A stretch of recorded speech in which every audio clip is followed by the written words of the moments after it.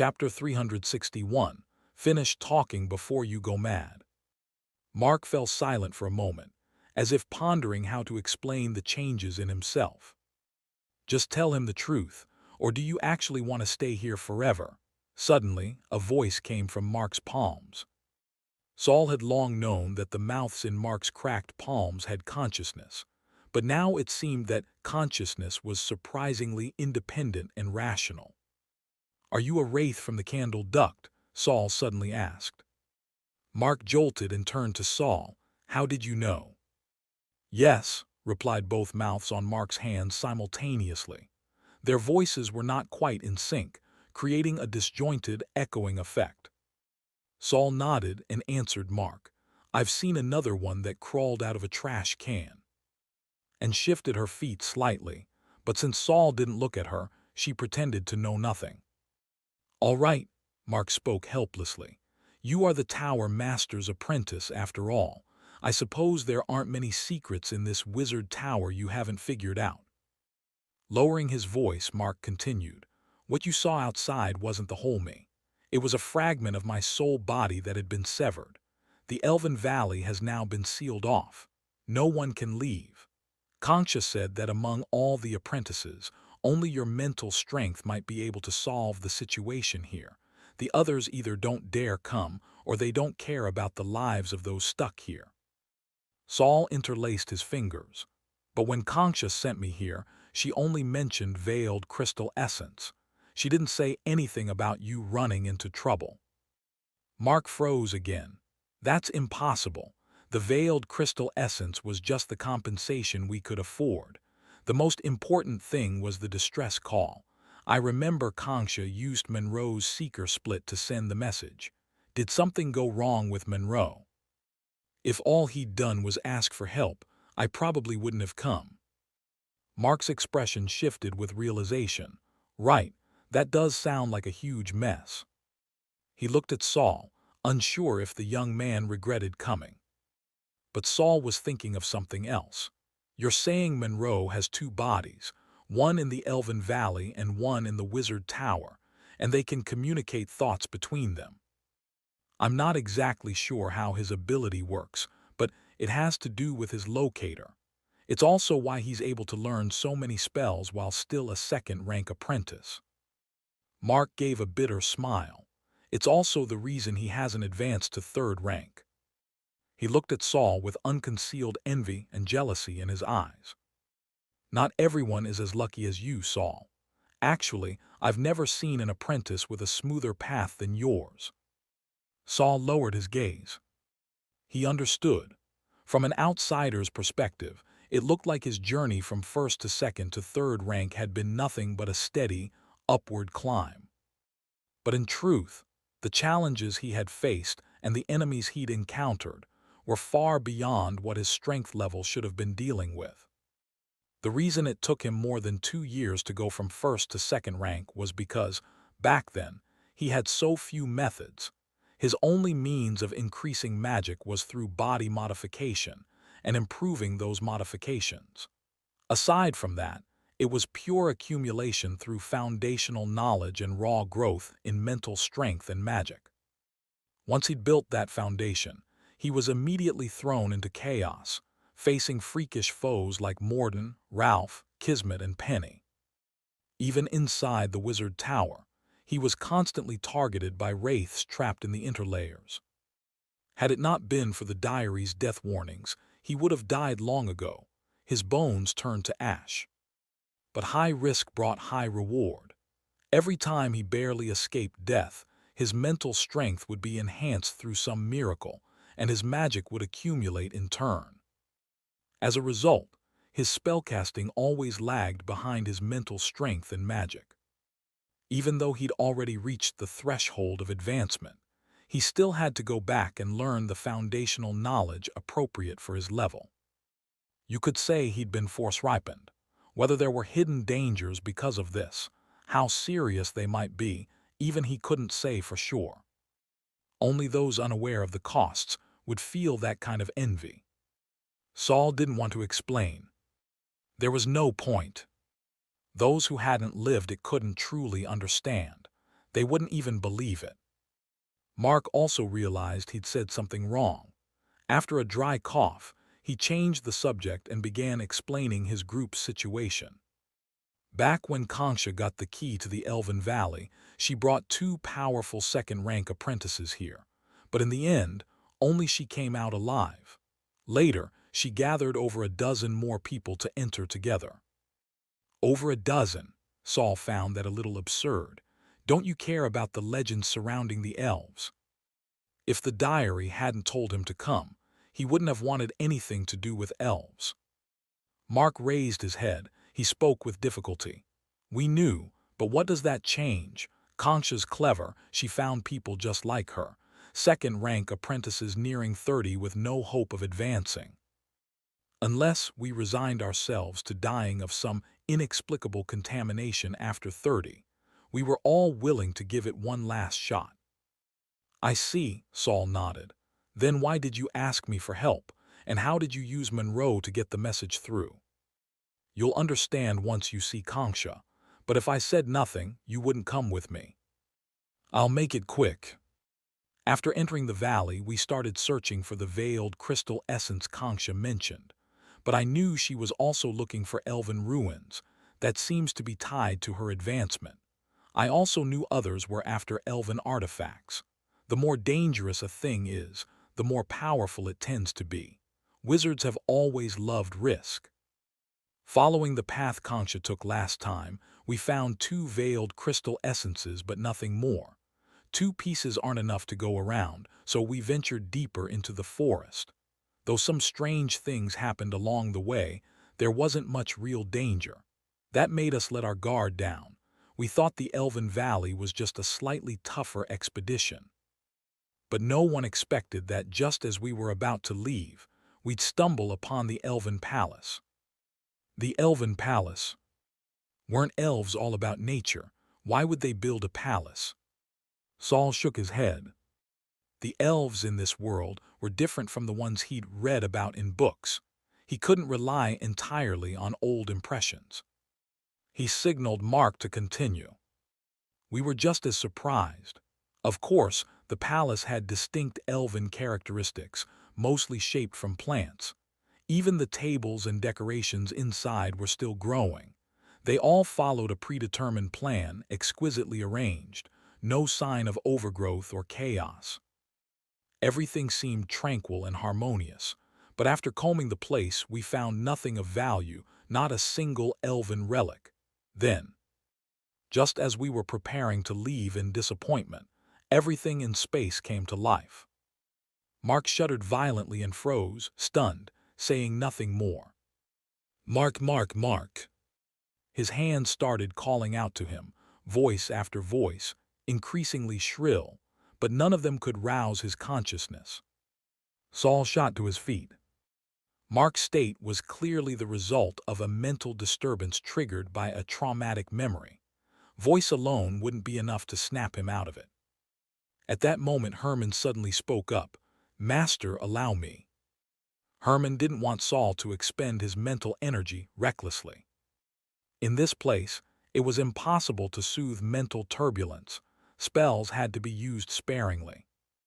But they, as awareness constructs, didn't have that worry. If something went wrong due to mental turbulence, Saul could just recall them into the diary. I'll try basic consciousness stimulation first. If that fails, I'll move on to cognitive resurgence. Agu also came over. They both understood that what Mark had to say was too important. They had to wake him up. Even if he was going to go mad, he had to finish talking first. Mark's arms hung limp. The mouths in his palms were trembling uncontrollably under immense pressure. Chapter 362. They stole the elves' treasure. Mark hadn't fallen too deep into his entangled memories. Herman pulled him out of the confusion with just a first-rank spell, Awaken Awareness. Mark still hadn't figured out what had just happened. Standing to the side, Agu said coldly, You'd better calm down when recalling things. If you can't, I'll help you. Mark looked up at the man and woman standing before him. Both were pale-skinned, tall and had black blindfolds covering their eyes. Just standing there, they exuded immense pressure, even though their magic fluctuations weren't all that strong. And no need. He took several deep breaths, trying to calm himself down. Then he glanced at Saul standing behind them and didn't dare make any more jokes. I remember now, the moment we stepped out the door, everything inside the castle came alive. The doors and windows slammed shut on their own. The tables, chairs, lamps, even the carpet beneath our feet started scolding us. They said someone had stolen their treasure and demanded we return it before we'd be allowed to leave. At first, no one took it seriously. To be honest, I myself had picked up a little trinket, thinking I'd bring it back to the wizard tower for study. So we tried to force our way out. But as soon as we started casting spells, the mental realm shook even harder. I saw with my own eyes. An apprentice cast just a first-rank spell, and his head exploded on the spot. The mental shock was too severe, causing a clash between his own magic and mental force, triggering an explosion at the densest point of energy in his body, Saul quickly deduced. Yes, and he was only the first victim. After that, the furniture and decorations started attacking us. To survive, we had to keep casting spells.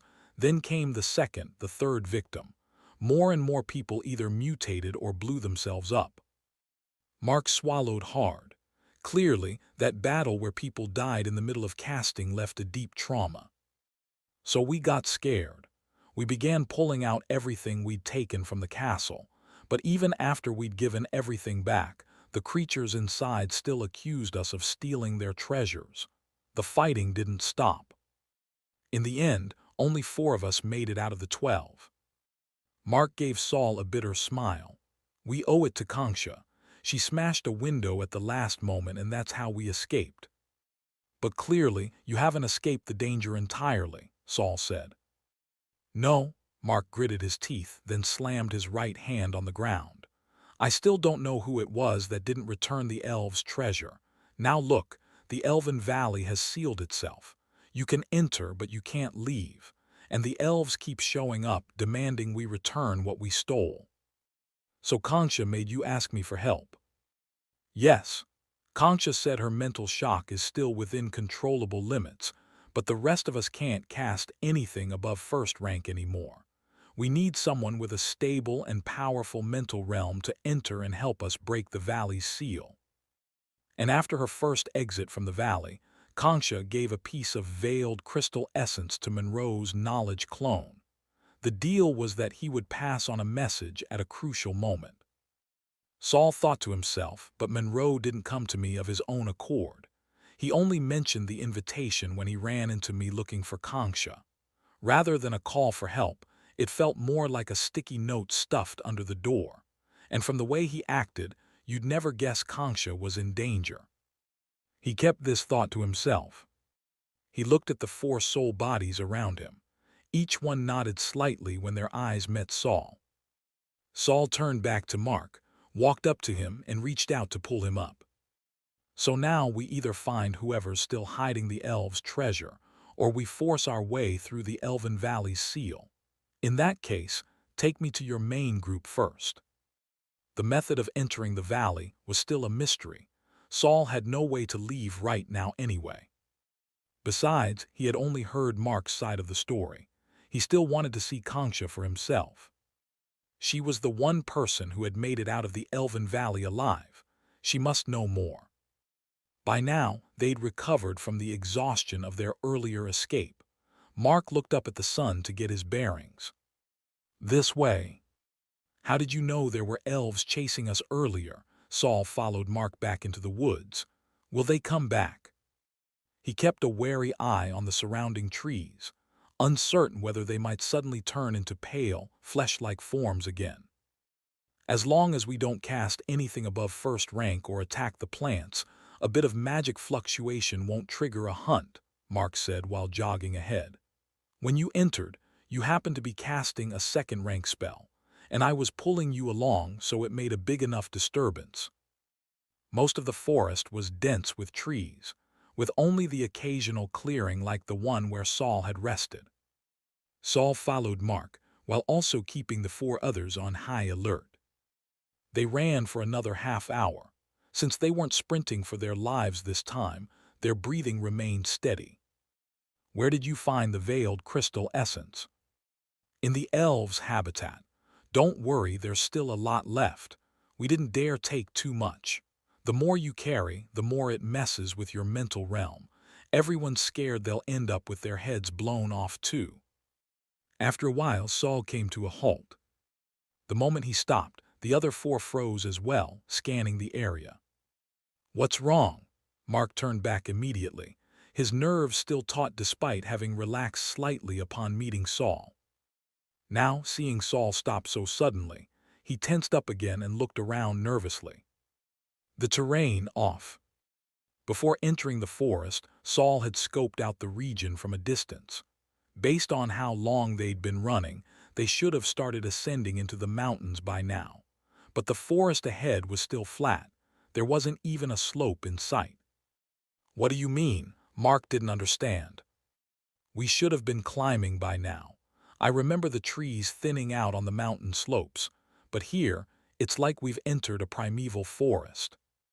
Saul looked up at the sky. Time seemed to be moving normally.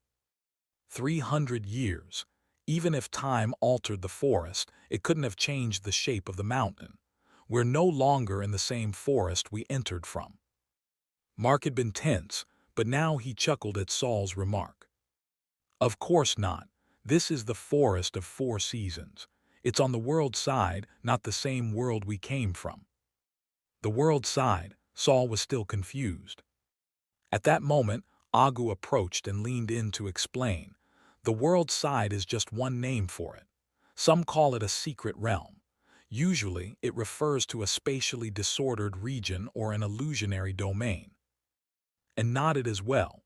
Either something's wrong with this place or something's wrong with us. Saul turned to Mark, about to ask more questions, when suddenly he noticed a crowd standing behind Mark. Packed densely together, all with their heads lowered, faces obscured. And Mark was still unaware, waving at Saul. Come on, Saul, let's go. Kanksha and the others are still waiting. Saul took a deep breath and said solemnly, maybe both are broken. Chapter 363, Illusions and Blurred Perceptions. Mark, are you sure we're heading toward the elves' settlement? Saul asked in a low voice. Mark hadn't yet sensed that anything was off. He nodded anxiously. Yes. Behind him, row upon row of humanoid figures still stood, unmoving, silently crowding around him.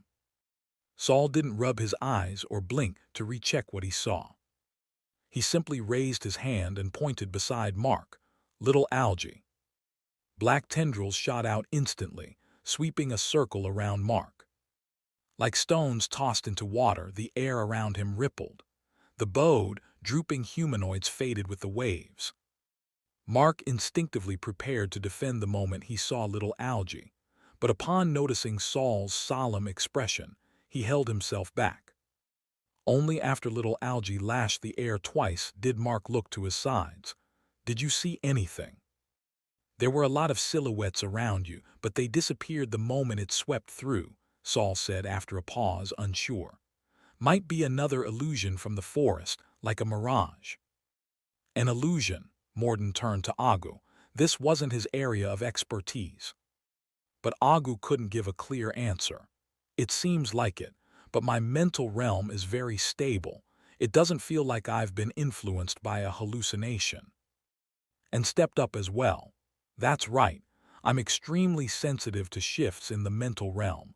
When those silhouettes appeared, I didn't sense any disturbance. While the others were puzzled over the meaning of what they saw, Mark just let out a sigh. Ever since we entered the Forest of Four Seasons, we've encountered all kinds of phenomena that can't be explained by what we know. At this point, I'm used to it. As long as it doesn't endanger our lives, I don't care if they're shadows or wraiths. Saul nodded and continued walking. Right, whatever's happening here is beyond us. Let's just focus on finding Kanksha. They trekked through the dense woods for another 2 hours, encountering more bizarre phenomena along the way. But they never ran into any of the elves Mark had claimed would chase them down. No need for another desperate escape. Finally, when Saul once again began to feel exhausted, the scenery ahead shifted. No longer just trees, vines, and undergrowth. It was as if someone had pressed pause on the forest's growth. Past a row of towering ancient trees, a wide, tender green meadow suddenly appeared. Sunlight at last could spill freely across the clearing, and the breeze no longer had to struggle past thick branches and leaves. Simple white wooden huts stood scattered across the grass. These houses were built and arranged haphazardly, like tents casually pitched for a spring outing. As Mark stepped onto the grass, Saul finally saw a third person in the valley. Someone he'd just seen not long ago. Monroe. At the moment, Monroe stood sideways, only half his face visible. He stared into the distance, mouth slightly agape as though dazed. "Monroe," Mark called out. Monroe flinched and spun around abruptly. Saul, who had just been about to take a step, froze in place. Monroe was missing an eye. If Saul remembered correctly, that was the very eye Monroe had eaten in front of him. Monroe's remaining eye lit up when he saw Saul. He ignored Mark completely and jogged straight toward him. "You finally made it. Concha said that if you arrived, you'd definitely help us get out of here. I was scared you wouldn't need any veiled crystal essence," Monroe said excitedly, the empty socket in his face twitching. He reached out to grab Saul, but several of Saul's soul bodies blocked him. "What's wrong?" Monroe asked in confusion. "Who are they?" "What happened to your eye?" Saul asked. Monroe raised his hand to touch his hollow socket. He poked in a little with a finger, then quickly withdrew it. "It got destroyed when the elves attacked. I just happened to be eating at the time." Seeing there was no conflict between Saul and Monroe, Mark continued walking toward the deeper part of the scattered houses, calling out a few names. He shouted Concha's name the most. Still uneasy about Monroe, Saul took the chance to repeat the same questions he'd asked Mark. Monroe's answers were the same, with only minor differences in detail. After listening, Saul told him about the knowledge avatar he'd encountered at the Wizard Tower. He suddenly ate his own eye. Monroe didn't seem surprised. "Since I lost my eye, it was no use to him anymore." Then he licked his lips. "Tasted pretty good. I haven't had meat in ages." He was more surprised by something else Saul said. "It's been half a year outside." "You didn't notice?" Saul asked. "A wizard should be sensitive to the passage of time." Monroe gave a bitter smile. "Day and night here follow no pattern. Sometimes the sun doesn't set for 3 or 4 days. Sometimes it's dark for 3 or 4 days straight. It's not just the sun. Our seasons here are different from the outside." Mark returned just then, looking worried and muttering to himself. "Where did they go? It's so dangerous here. Didn't we agree not to wander off?" Saul kept his peripheral gaze on Mark, but focused mainly on Monroe. "The seasons here are divided by region. The area furthest from the center of the valley is spring. That dense forest you passed through is summer. A bit farther ahead from here is autumn." And couldn't help but speak up.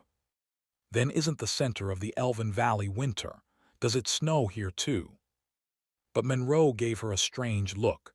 "Winter? Snow? What are you talking about? The last season of the year is obviously the death season."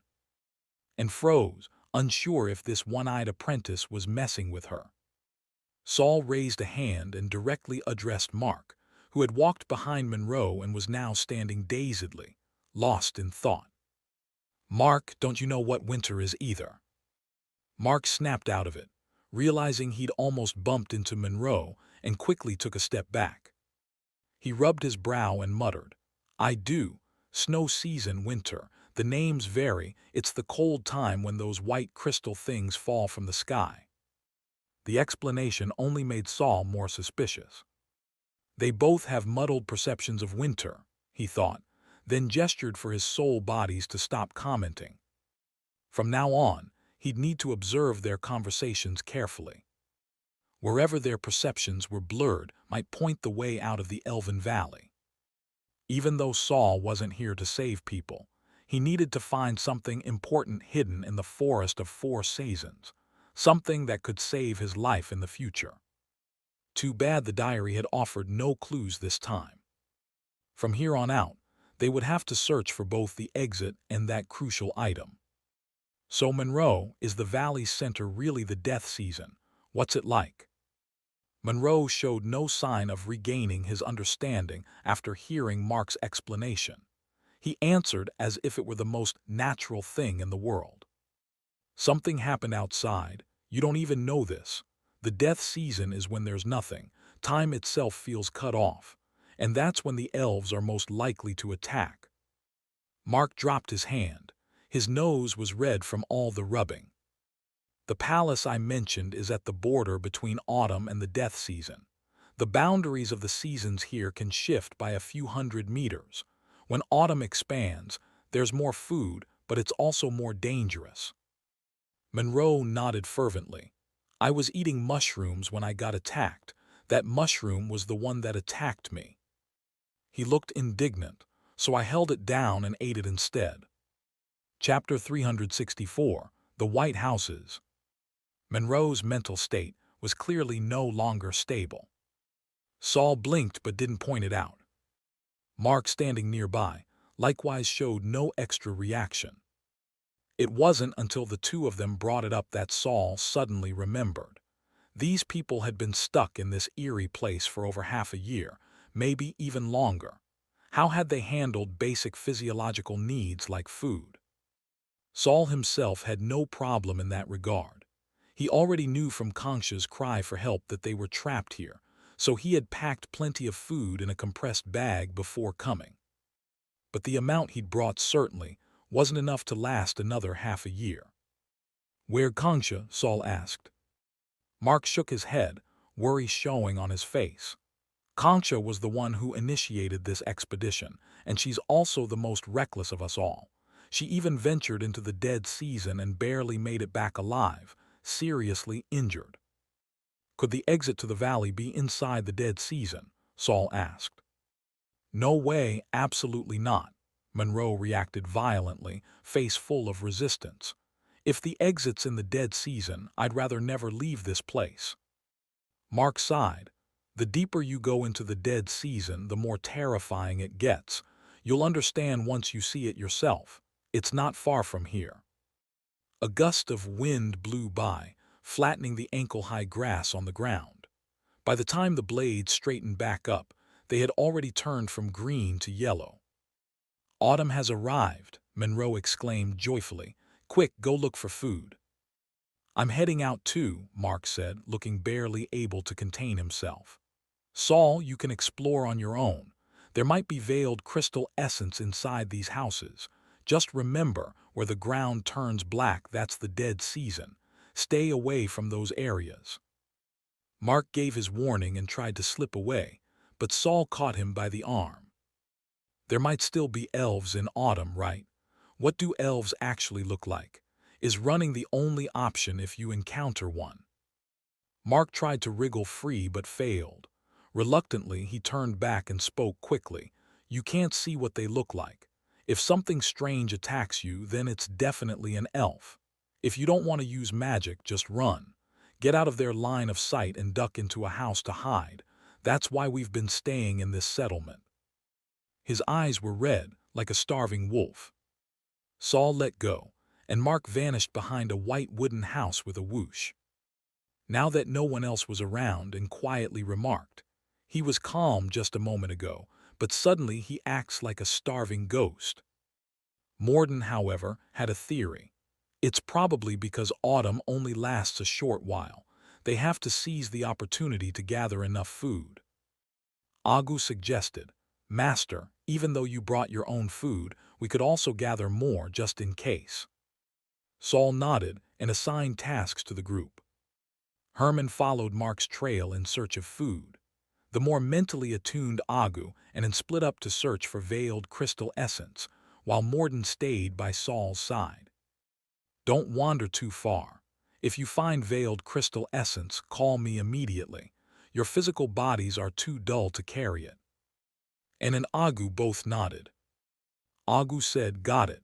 Once we find veiled crystal essence, we'll keep our eyes on it and make sure it doesn't vanish." The group split up and went their separate ways. Saul, with Morden in tow, decided to start searching from the outermost houses. Even though these places may have already been combed through, Saul was confident in his powerful mental abilities. He might notice something others had missed. This cluster of white wooden houses was where the elves lived, and where Mark and the others had discovered the veiled crystal essence. As he approached one of the houses, Saul didn't rush in. He first circled around the outside and noticed something odd about its structure. It had one door and 4 windows. 2 of the windows were on the same wall as the door. The other 2 were on the left and right side walls. The rear wall had no windows at all. The door was small. Saul had to duck to get through. The windows were even smaller, barely larger than a person's head, more like air vents. There was no doorknob or lock. Apparently, elves didn't lock their doors. Saul ducked inside, with Morden needing to stoop even lower to get through. The ceiling was under 2 meters high, and the space inside felt a little stifling. At a glance, apart from a few grass mats, there were no other furnishings or decorations. Do elves really live so simply?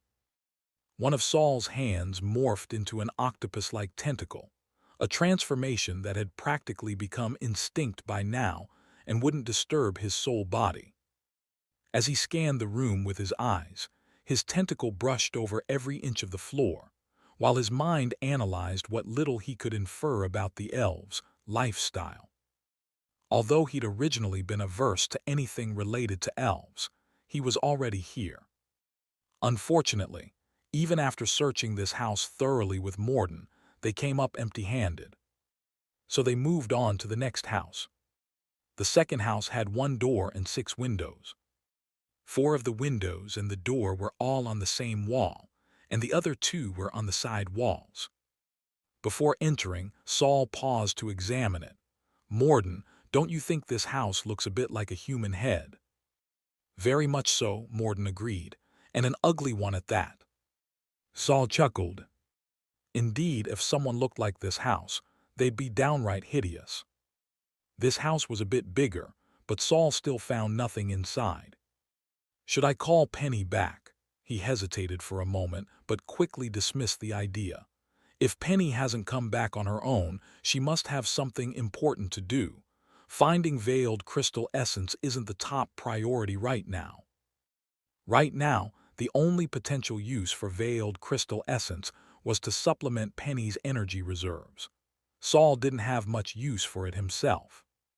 The 2 exited the house, debating whether to continue the search or check on Mark and Monroe. The other 2 probably haven't found anything either. If Agu had located something, they would have notified Saul immediately. However, just as Saul ducked his head to exit the white house with 6 windows, he saw 2 women coming around from behind the house in front of him. He blinked a little dazed, then hesitantly spoke, "Kanksha." The woman in front also spotted him. Her red lips curled into a smile. "Ah, you really came." Even wearing a loose-fitting apprentice robe, Kanksha's graceful figure was still faintly outlined as she walked.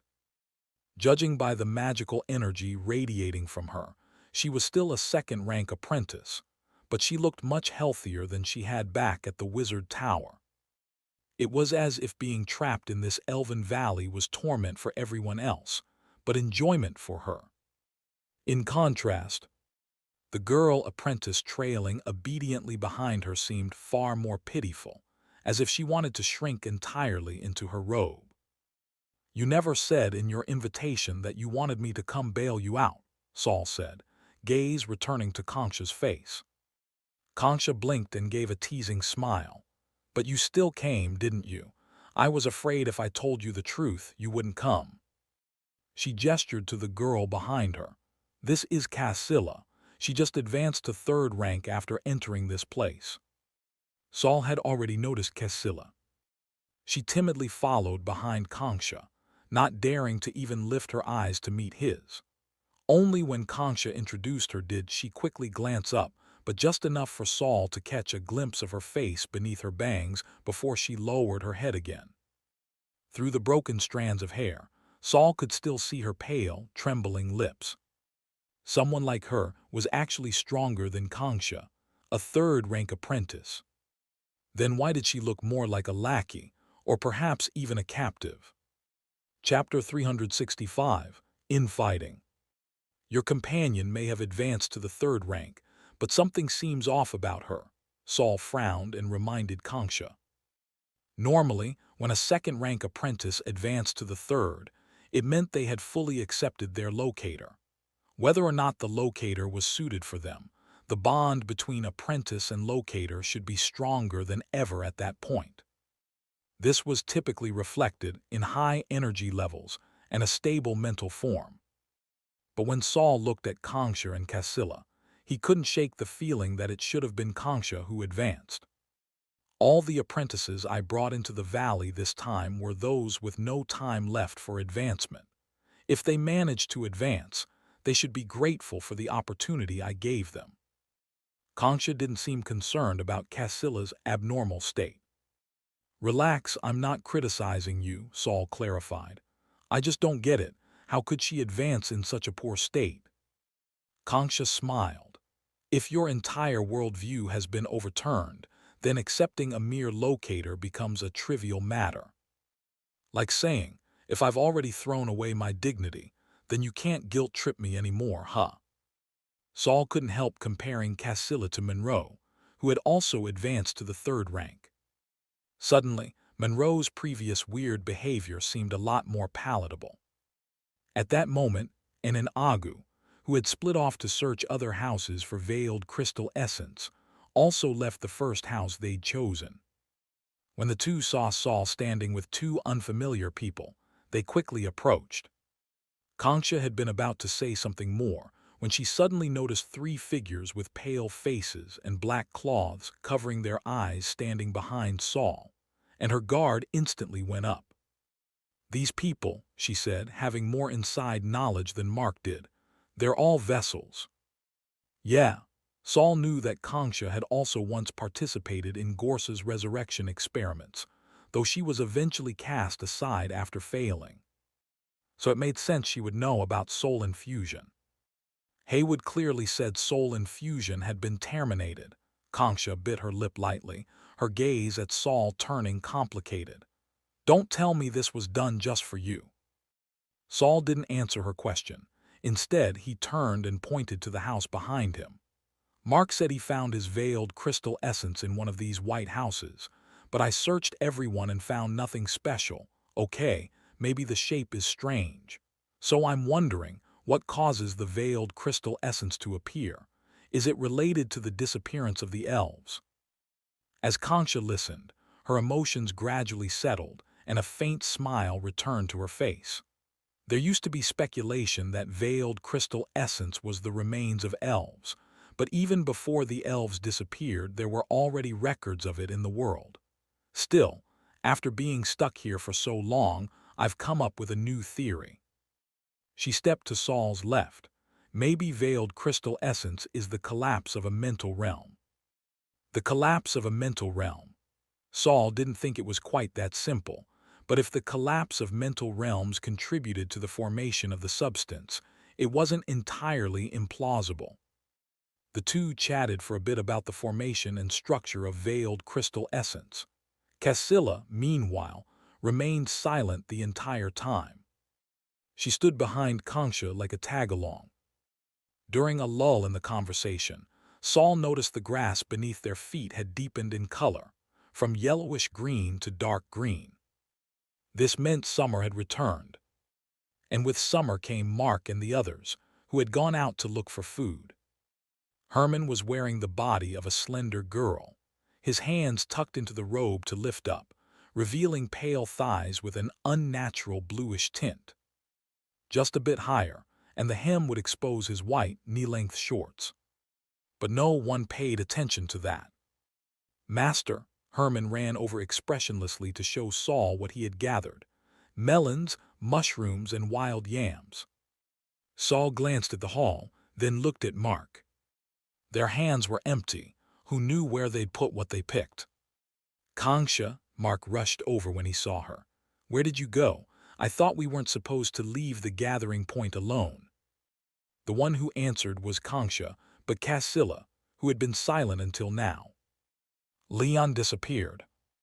What? Mark's head jerked up in shock.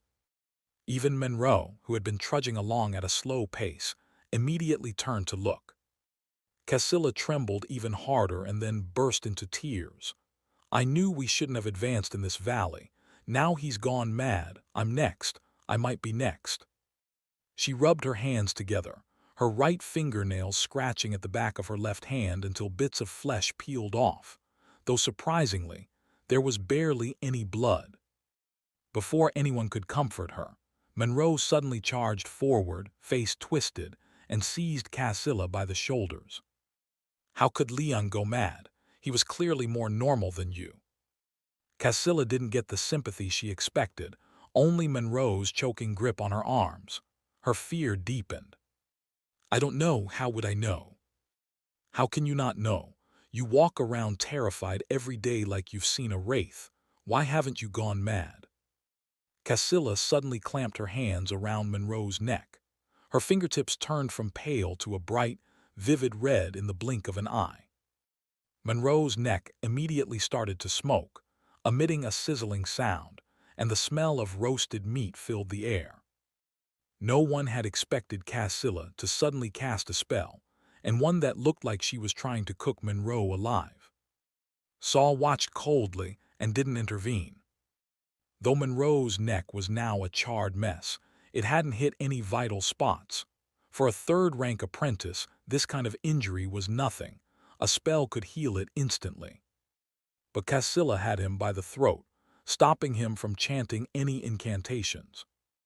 Though Monroe knew many spells, his options for silent casting were limited, and he certainly wouldn't waste them on healing. At this point, separating the two might require the use of a spell. Yet neither Kangsha nor Mark made any move. Clearly, they didn't want to risk disturbing their mental forms. Soon, Monroe's eyes rolled back from being strangled, while Cassila shouted through gritted teeth, "Who says someone who looks clear-headed is actually sane? You think you're any better?" Mark looked like he wanted to separate them, and he seemed genuinely angry. "There's only a few of us left. Why the hell are we fighting?" He shouted, but neither of them listened. They kept struggling. Monroe suddenly let go of Cassila's hands, tucked his own into his sleeves, and pulled out a spell tool. Mark's furious expression froze instantly, and he instinctively took a step back. Suddenly, two black tentacles shot up from the ground beneath their feet. One instantly wrapped around Cassila's arm, binding her arms together and yanking them behind her back to tie them to her ankles. The other encased Monroe and his spell tool like a mummy. Both continued to struggle violently. But little Algie didn't touch Cassila's searing hands, and on the other side, it plugged Monroe's mouth tightly and bound his arm and the spell tool with a coil around his chest. Saul stepped between the two. Seeing that neither had calmed down yet, he sneered coldly. "Let's see who's tired of living. Good timing, my vessel reserves are still a bit low." The madness in their eyes gradually faded, replaced by fear. At Saul's current level, dealing with ordinary third-rank apprentices was easy. These two, who'd advanced through underhanded means, were nothing. He hadn't wanted to bother with two people going off the rails, but he noticed Kangsha just watching coldly. And Mark, who pretended to intervene, hadn't tried that hard at all. Though their behavior could be explained by not wanting to risk mental disruption in the Elven Valley, Saul had a strong gut feeling. They were happy to see the two fight.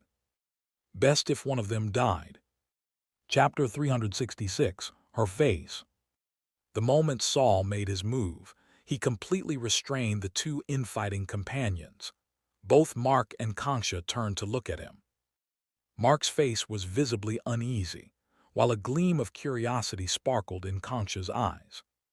Kanksha blinked at Saul, her smile widening.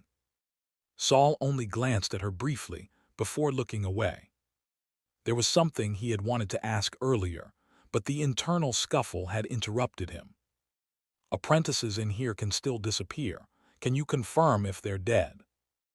No, Kanksha finally put away her light-hearted expression. Some disappear after dying, others vanish without warning, but they all show strange behavior before disappearing. Take Leon, for example. He said he saw an exit and then actually wanted Cassillo to burn him alive. Mark moistened his dry lips. I think he just wanted release. Kanksha nodded in agreement. Cassillo, of course, refused. Then Leon ran off. I was worried he'd attract elves, so I chased after him, but after just a couple steps he vanished behind a big tree. Heh, as if he really had found an exit. The two people who had been restrained seemed to be regaining their senses, especially Monroe, who let out a low whimper toward Saul. Saul signaled little Algie to untie him, and sure enough, once Monroe was free, he didn't attack again. On the other side, Cassillo also stopped struggling. Seeing this, Saul untied her as well. If they caused more trouble, he'd just tie them up again. Next time, who knew what shape he'd tie them into?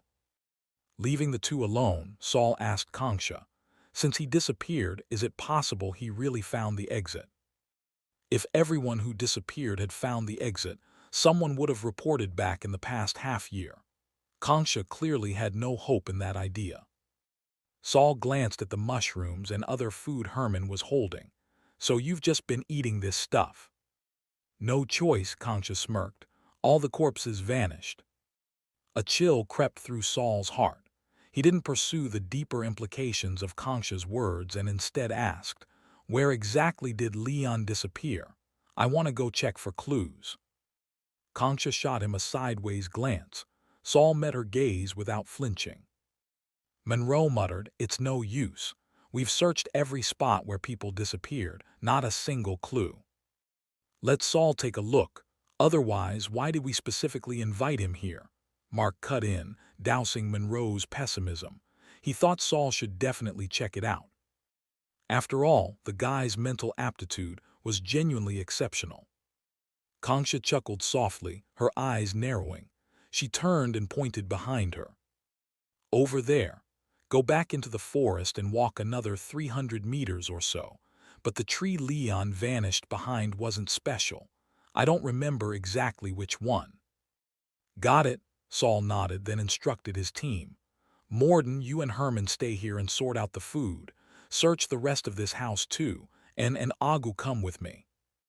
Under the various gazes, some blank, some worried, some complicated, Saul led En and Agu into the forest behind the meadow. Once they entered the woods and perked up a bit, she even strolled alongside Saul with her hands behind her back, tilting her head and wearing an exaggerated, stiff smile. Master, weren't you all eager to find some beautiful girls when we came in? How come you don't even say hi to the pretty one before walking off? She was teasing Saul, but this time, he didn't look at her with his usual helplessness. He marched ahead expressionlessly, but his voice carried back clearly. You really think she's pretty? And blinked, confused as to why Saul was asking this out of nowhere. Saul tilted his head slightly and turned to Agu on his right. Agu, you've met Kanksha before, haven't you? Yes, master, Agu replied quickly. Kanksha used to frequent the library too. Their figures had already vanished deep into the woods. The tall trees behind them blocked the view from the meadow. Saul came to a stop. In your memory, Saul pointed to the bridge of his own nose. From here up, did Kanksha have a woman's face? Agu stopped too, staring blankly at Saul's nose. His expression grew dazed. But that daze quickly turned into shock. Beads of sweat rolled down his forehead and along his temples. Only and still didn't understand what was going on, but seeing Saul's and Agu's expressions, she realized something creepy had definitely happened. Before she could ask, Agu's voice, slightly trembling, rang out. Concha didn't have the upper half of her face. Saul took a deep breath, then resumed walking. That's right. The Concha we see now has a very beautiful face. When I first saw her, I thought it suited her perfectly. Only on the second glance did I feel something was off. Even the two souls felt a chill run down their spines. When they had seen Concha, they thought she was the most normal of the four. But now it turned out, her face had somehow become complete, and they hadn't noticed a thing. Saul murmured, I've encountered something similar before. Someone I was meeting for the first time, I instinctively thought he was my brother. Kismet, is this your doing? Saul didn't mention Kismet to them. The one person who truly knew the diary's secrets, he was wary of him, yet felt an inexplicable trust. And finally understood what was going on. She rubbed her forehead. So, was what we saw just now a disguised Concha or someone else? We can't be sure yet, Saul admitted, but her tone and gestures were consistent with how she used to act. Could it be that even your memory of her mannerisms has been blurred? They had already arrived near the area Concha had mentioned. Saul began scouting around. At the same time, he said firmly, No, I was affected at first, but once I recalled Concha's true appearance, all my memories came back clearly. He was confident, not just because the diary hadn't sounded any warning, but also because of his meditation method. To this day, he still didn't know who had slipped the erosion diagram into his meditation book, but the technique felt tailor-made for him. And since the erosion diagram dealt with the blurring and alteration of consciousness, it had helped him unmask Kismet's disguise before, and now quickly detect Concha's anomaly. So what do we do next? Agu asked. Whether they fought or acted, they would follow Saul's lead completely. Don't act rashly yet. We still don't understand what's happening to her or to the others. Halfway through the sentence, Saul suddenly turned his head toward Anne's back and noticed his movement and instantly realized something was behind her. Just as she prepared to duck, Saul grabbed her shoulder and pulled her aside, both of them shifting 3 or 4 meters away. Thud, thud, thud, thud, thud. Something struck the ground with dull, heavy thumps. Agu, did you see that? Saul kept his eyes fixed on the direction behind him. Yes, Agu didn't bother with politeness now. A bunch of people just appeared out of nowhere. As Saul turned his head to speak to Anne, he had caught sight, out of the corner of his eye, of numerous pale figures standing among the tall trees. These figures had also appeared behind Mark earlier. But this time, though their heads were still bowed and their faces obscured, each of them held a bow and arrow, and had reacted quickly. The moment she noticed Saul's gaze shift, she realized enemies might be behind her and tried to crouch to avoid them. But she hadn't expected that the enemy wasn't just one. It was an entire group. They fired at her. A rain of arrows curved through the air, streaking like lightning toward her back. But as soon as the trio retreated beyond a safe range, all those pale figures vanished. Only the sound of arrows thudding into the earth remained. When Saul looked back at the ground, he saw nothing unusual. No arrows stuck in the soil, no grass blades shredded. That sound might have been nothing but an illusion. An illusion. Saul helped straighten Anne, lost in thought, when suddenly his gaze froze. The hem of Anne's wizard robe had a long tear. It had clearly been slashed by something. Chapter 367, Cold. Is this an illusion or not? And followed Saul's line of sight and saw the tear in her clothes. She gasped sharply. Just now, aside from that strange voice, she hadn't seen any shadow of a person, merely guessed that she had been attacked. But when she turned around, she saw nothing again and thought Saul and the others were seeing hallucinations once more.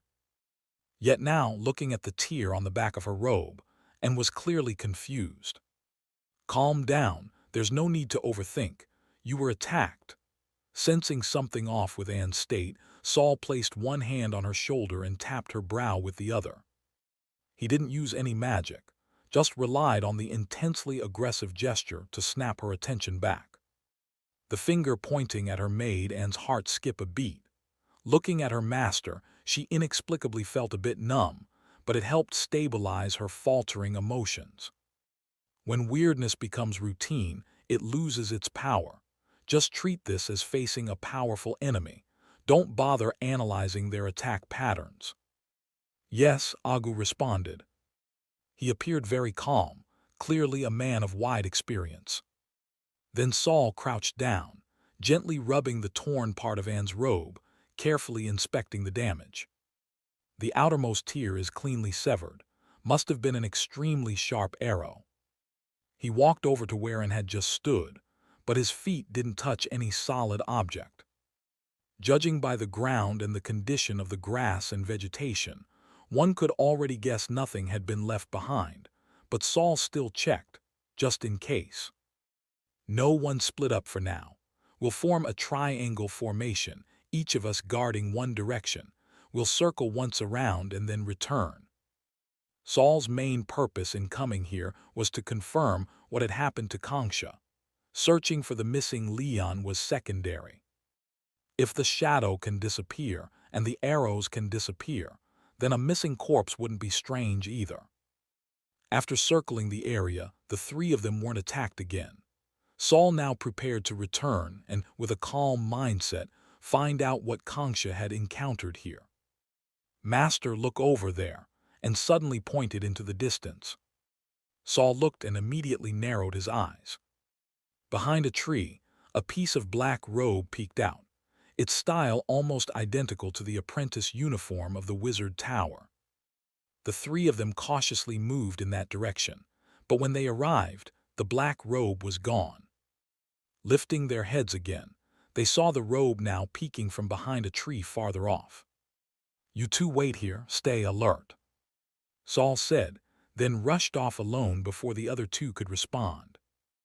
As he got close, the robe vanished once again, this time appearing farther away from an Agu's location. Without hesitation, Saul kept chasing. But again, he failed to catch up, and the black robe appeared even farther off. Saul looked around, mentally mapping the robe's appearance points. Like cheese laid out on the floor, luring me into a trap. Even so, he only paused for 10 or so seconds before dashing forward once more. The robe vanished again just before he arrived and reappearing behind a tree farther from the grassland, farther from the soul bodies, directly ahead of him. Saul took another step, but before he could run more than 2 meters, a black tendril burst out from the soil beneath the tree. At the tip of the tendril was a gaping shark-toothed maw that lunged toward the robe with a vicious snap. "Ah!" A short, sharp scream was abruptly cut off. Saul snorted coldly and sped to little Algie's side. He had just mapped out the robe's appearances, then quickly had little Algie lie in ambush beneath a few trees up ahead. As soon as the robe appeared, it would strike from underground. Now Saul saw that little Algie's mouth was clamped tightly on something. It couldn't close its jaws. Just as I thought, these phantom-like things can't be explained by hallucinations, nor are they simply invisible.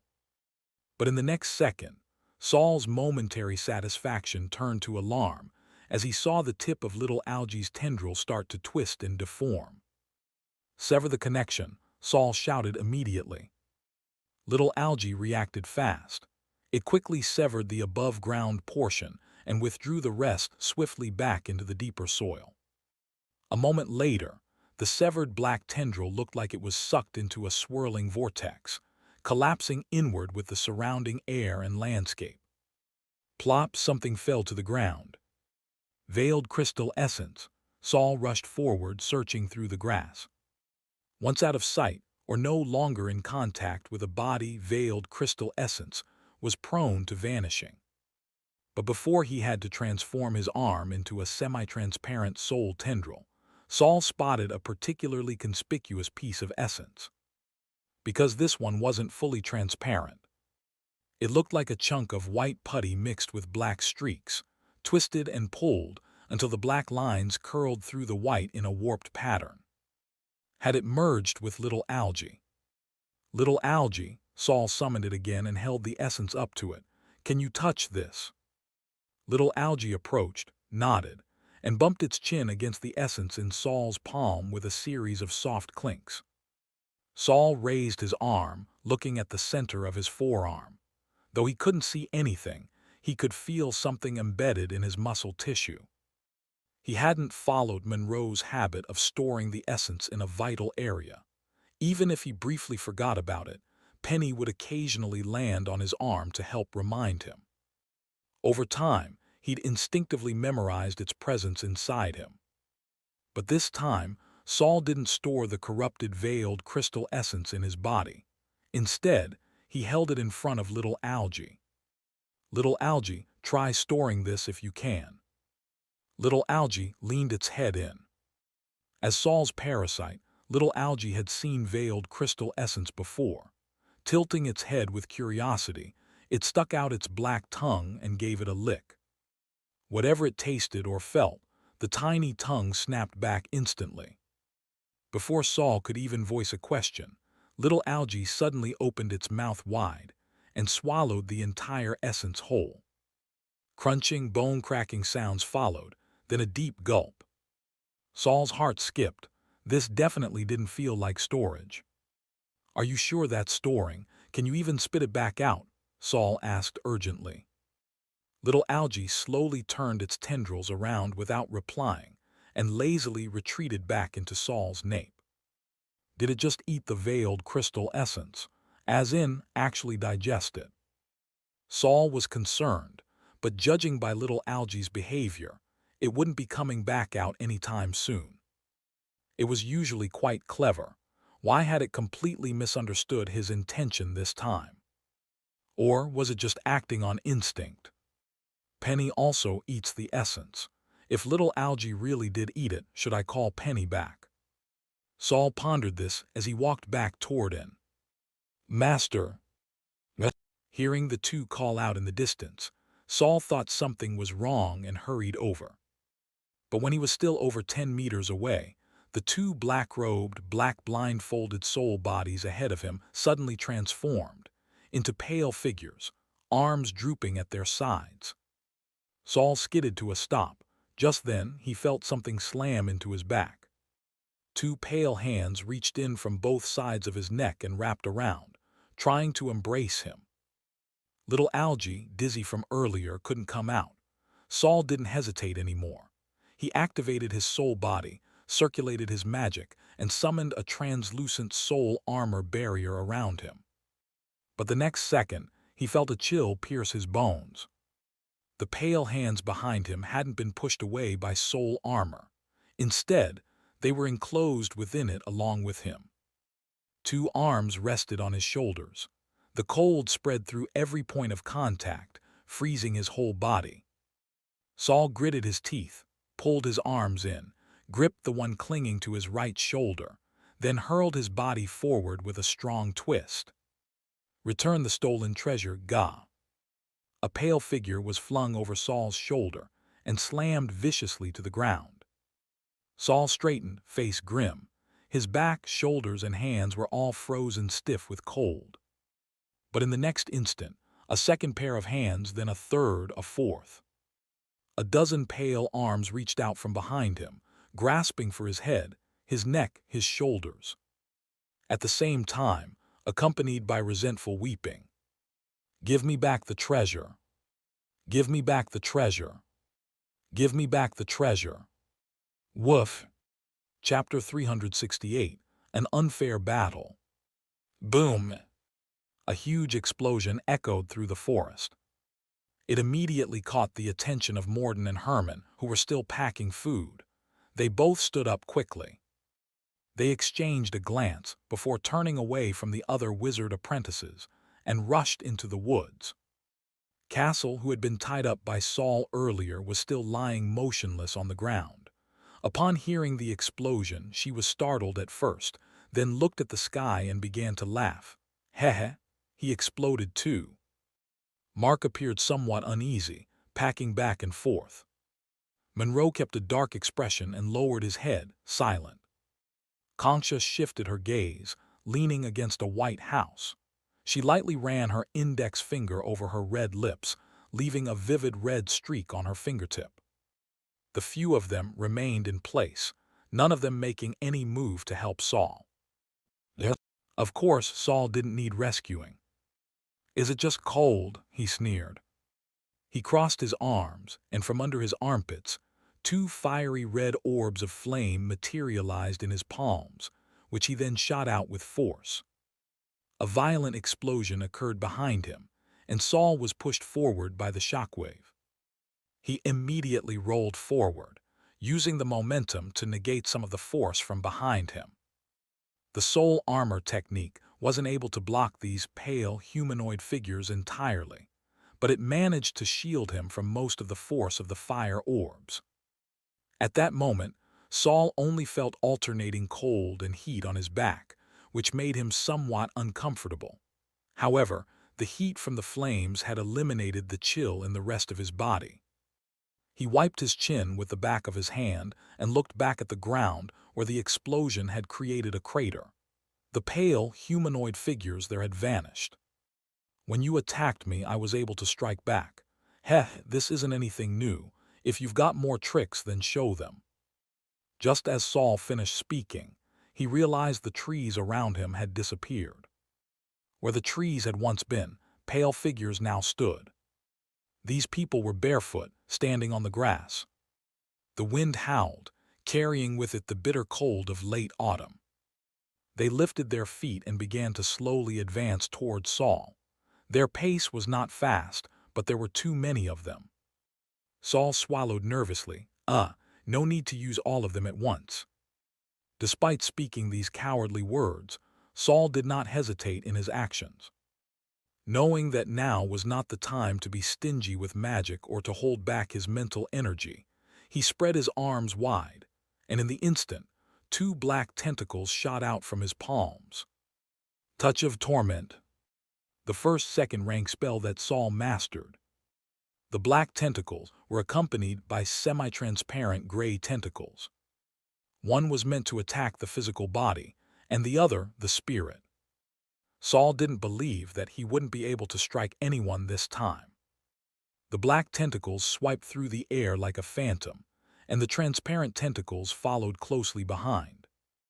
The pale figures did not evade, but whether it was the black or transparent tentacles, neither of them touched the figures. In an instant, the white figures vanished, only to reappear after the tentacles passed by. Not only that, but as they flickered in and out, they continued to walk forward. Saul wasn't too disappointed. At least when the tentacles passed, the figures that were about to be hit vanished. He might be able to buy himself a second or two to escape. Saul immediately used his mental power to control the two tentacles as they swung in the air, deliberately opening gaps for him to escape through. Unfortunately, little Algae wasn't around. Otherwise, its abilities would be perfect for clearing the way. However, just as he was about to break through the encirclement, the white figures suddenly began to appear at an accelerated rate. Saul crashed into what felt like an ice mountain, cold and hard. The freezing sensation instantly spread from his shoulders throughout his body. As it reached his arms, his movement slowed, and as it reached his head, his thoughts momentarily paused. The most terrifying thing was that Saul felt his already shaking mental energy become even more unstable. Saul's movements began to slow, but he still did his best to raise his hand to grab the figure blocking his way, his fingertips turning transparent. However, the moment his hand touched the white shadow, it disappeared again. They can determine what actions are attacks and evade by disappearing, Saul realized, just as the sound of a page turning in his diary broke through the mental haze, allowing him to regain his clarity. But the cold still didn't fade. The obstruction from the impact disappeared, and with a stumble, he rolled forward, using the opportunity to break through the encirclement. "Master! Master!" As soon as he burst through, Saul heard the voices of An and Agu. He looked up and saw that they weren't far from him, but they were also surrounded by flickering white figures. They were completely unbothered by the shaking of their mental energy, using their spells to attack the enemies around them. However, those enemies immediately vanished as soon as they were attacked. Only when An and Agu's attacks and the pale figure's attacks occurred simultaneously were they able to disperse their foes. The places that were dispersed no longer had new figures appearing. But many of the pale figures didn't attack. Instead, they closed in on An and Agu, using the chill emanating from them to restrict their movements. Agu and An also tried abandoning their magic and using their fists to fight. However, when they did that, the figures approached their fists, no longer avoiding them. Fist to flesh, also fist to ice. The cold turned into white frost, clinging to their limbs and silently creeping toward their body's center.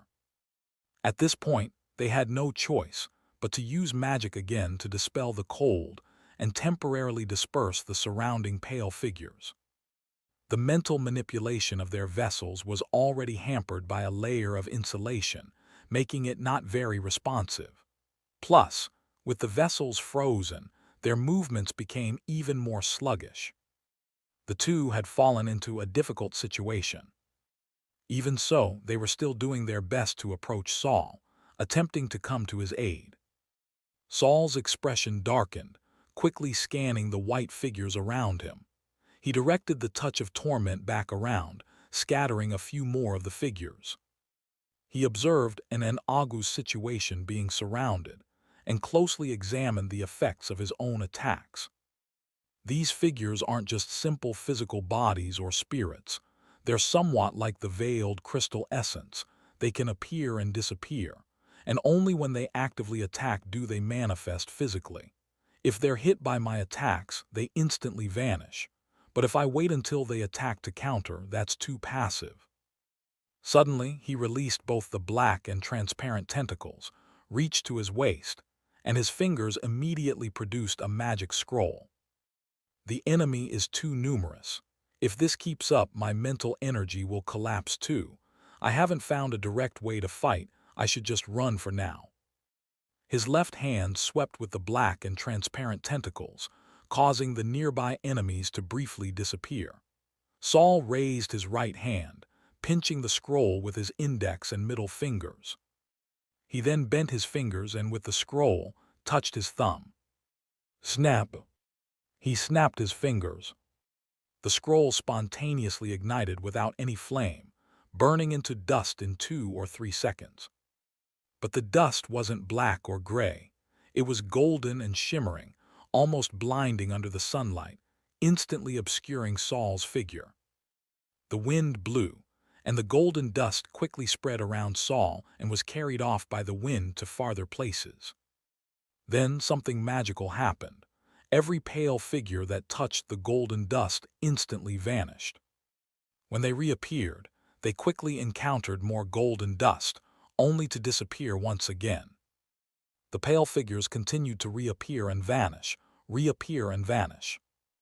Sure enough, physical attacks can be dodged depending on their mood, but any attack imbued with magic forces them to vanish. Heh, looks like your magnet network signal is pretty weak, Saul casually coined a term, brushing off the white frost that had gathered on his body, and without hesitation ignited another identical scroll. This scroll was immediately thrown out by Saul, landing near An and Agu. As the golden dust spread, the pale figures quickly disappeared. The dust, now filling the air, prevented the figures from getting any closer or reappearing. Agu's eyes lit up and he shook his body, shattering the ice crystals. So it's like this, using a second-rank magic scroll to spread glowing dust in the air. When the dust touches those strange figures, it's like an attack on them, causing them to automatically vanish into an unknown space. Although we still can't actively attack the enemy, we've avoided being surrounded. Since they couldn't actively attack, they had to wait until the figures attacked them before they could counterattack. Despite Agu and in having some strength, they were still being suppressed. They didn't worry about their bodies, since any mental energy shock could be calmed by returning to their diaries. But Saul couldn't afford to be in danger. They couldn't gamble on whether, if the diary's owner died, they would be passed on as relics to the next master. Chapter 369, The Palace. There were still over 10 meters between Saul and the two consciousness bodies that hadn't been covered by golden dust. Just as Saul was about to pull out his last golden dust scroll and dash the remaining distance himself, Agu traced a curve through the air with his hand. A second-rank spell, Golden Dust, immediately appeared between the two sides. He was opening a path. With Saul and Agu setting the example, and raised her hand and yanked off her right ear with force. Golden dust consumes too much magic. I'll clear the way instead. She stretched her palm toward Saul. Her bloodied ear instantly melted into pulp. From that slurry, thin blood threads extended, like strands of hair, swiftly weaving toward Saul's location. When Saul looked up, he saw a mass of blood-red threads swarming toward him. He didn't move a muscle and allowed the blood threads to wrap around him. They didn't harm him. Instead, they gently coiled around his waist, lifting him into the air. More threads stretched around him, acting as guards on all sides. Then the threads tightened rapidly and whisked Saul over to An and Agu's side. Golden dust won't last long. We move now. Though the appearance of the pale humanoids had been consistently interrupted by the golden dust, the spell could only buy time. It couldn't eliminate the threat. Agu immediately added, I remember the forest thinning out in that direction earlier. We should be close to getting out. Where the pale figures had stood, there had always been trees, vines, or thick underbrush. If they could just get out of the forest, or find a large clearing like the one Mark once used to hide, they should be able to shake off the pale forms. Golden dust wasn't among the most expensive of second-rank spell scrolls. Being a support-type spell, Saul had stocked up on them in his compression bag, just in case of unpredictable dangers in the Elven Valley. This was a luxury he could only afford after officially becoming Gorsa's apprentice. Ever since then, his wallet had seen more income than expenses, allowing him a noticeable upgrade in spending. But now only one golden dust scroll remained. To leave himself a backup option, the task of clearing the way would fall to An and her blood threads from here on. They ran in the direction Agu indicated for about 10 minutes. The surrounding plants began to grow taller and lusher again, and at last, the crunching sound of barefoot pale figures stepping on grass faded from behind them. Huff, huff, the trio stopped at a clearing where the trees were spaced farther apart. All three looked worn. How are your soul bodies holding up? Any signs of recovery? Saul wiped the cold sweat from his brow and asked the others. No good. Agu's expression was grim. My soul body is heavily rattled. I can maybe cast 2 more second-rank spells. Any more and I'll blow up right where I stand. Their soul vessels hid how damaged their inner states were. If even their outward expressions had grown this pale, their soul must have been severely injured. Saul's face darkened as he turned to An. How about you? If you can't hold on, say so immediately. I'll send you back. And swayed unsteadily, then dropped to the ground altogether. No need to let me catch my breath. I can still go on. If I go back now, I won't be able to help you at all before you leave the valley. She looked up at Saul and forced a charming smile. Master, please squeeze the last drop of magic out of me, Tilda. Seeing that An couldn't even stand properly, Saul grew worried. He ignored her little ploys and bent down to pick her up in his arms. His own soul body had also been trembling continuously, but Saul had trained himself to keep the tremors rhythmic. If the tremors followed a rhythm, they were easier to endure. It was like swinging back and forth on a swing or bouncing on spring shoes. It made it all less painful. When those humanoids first appeared, they used ranged attacks, but they haven't used them since. Maybe those attacks have a cooldown, Saul said as he carried in and kept moving with Agu to find a way out of the forest. If we run into that many again, don't fight, just run. The two soul bodies nodded. Their enemies were straight-up cheating. They had no desire for another clash. Konksha and her team have been here for over half a year. Unless they were constantly running and never surrounded the way we just were, there's no way their soul bodies could still be stable. Saul's grip tightened. There must be a way to recover from the tremors, they just didn't tell me. He wasn't angry. Before entering the valley, he'd already come to terms with this. Not everyone could be as clear-headed as Senior Byron or understand the strength of unity. Most people still clung to the belief that, as long as I run faster than you, I'll live longer. Master, look, Agu suddenly pointed ahead and shouted. Saul immediately turned his head, ready to bolt if more pale figures had appeared. But instead he saw that the trees, though not sparse, abruptly vanished about a dozen meters ahead. The green ground gave way to cracked, dark brown soil. It looked as if a transparent barrier had sliced the world in half. Beyond that barrier, the earth was scorched and dead. Not a single blade of grass or tree remained. The land was shrouded in chaotic darkness. Though sunlight poured freely over it, it was devoured completely. No reflection, no shine. Even the wind stopped at the forest's edge. It bent around the last tree and turned back the way it came. That's the dead season. Saul took 2 steps toward the dark terrain. Be careful, Master. It's best not to enter rashly, Agu warned quickly from behind. But Saul said, still, we need to check it out. Right now, what gives Konksha and the others an edge is information. We can't just sit and wait for danger to come before we act.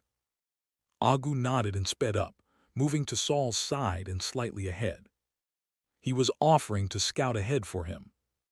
As they reached the forest's edge, Saul followed the stark boundary between green forest and black soil with his eyes and saw, several kilometers away, a palace standing still and silent.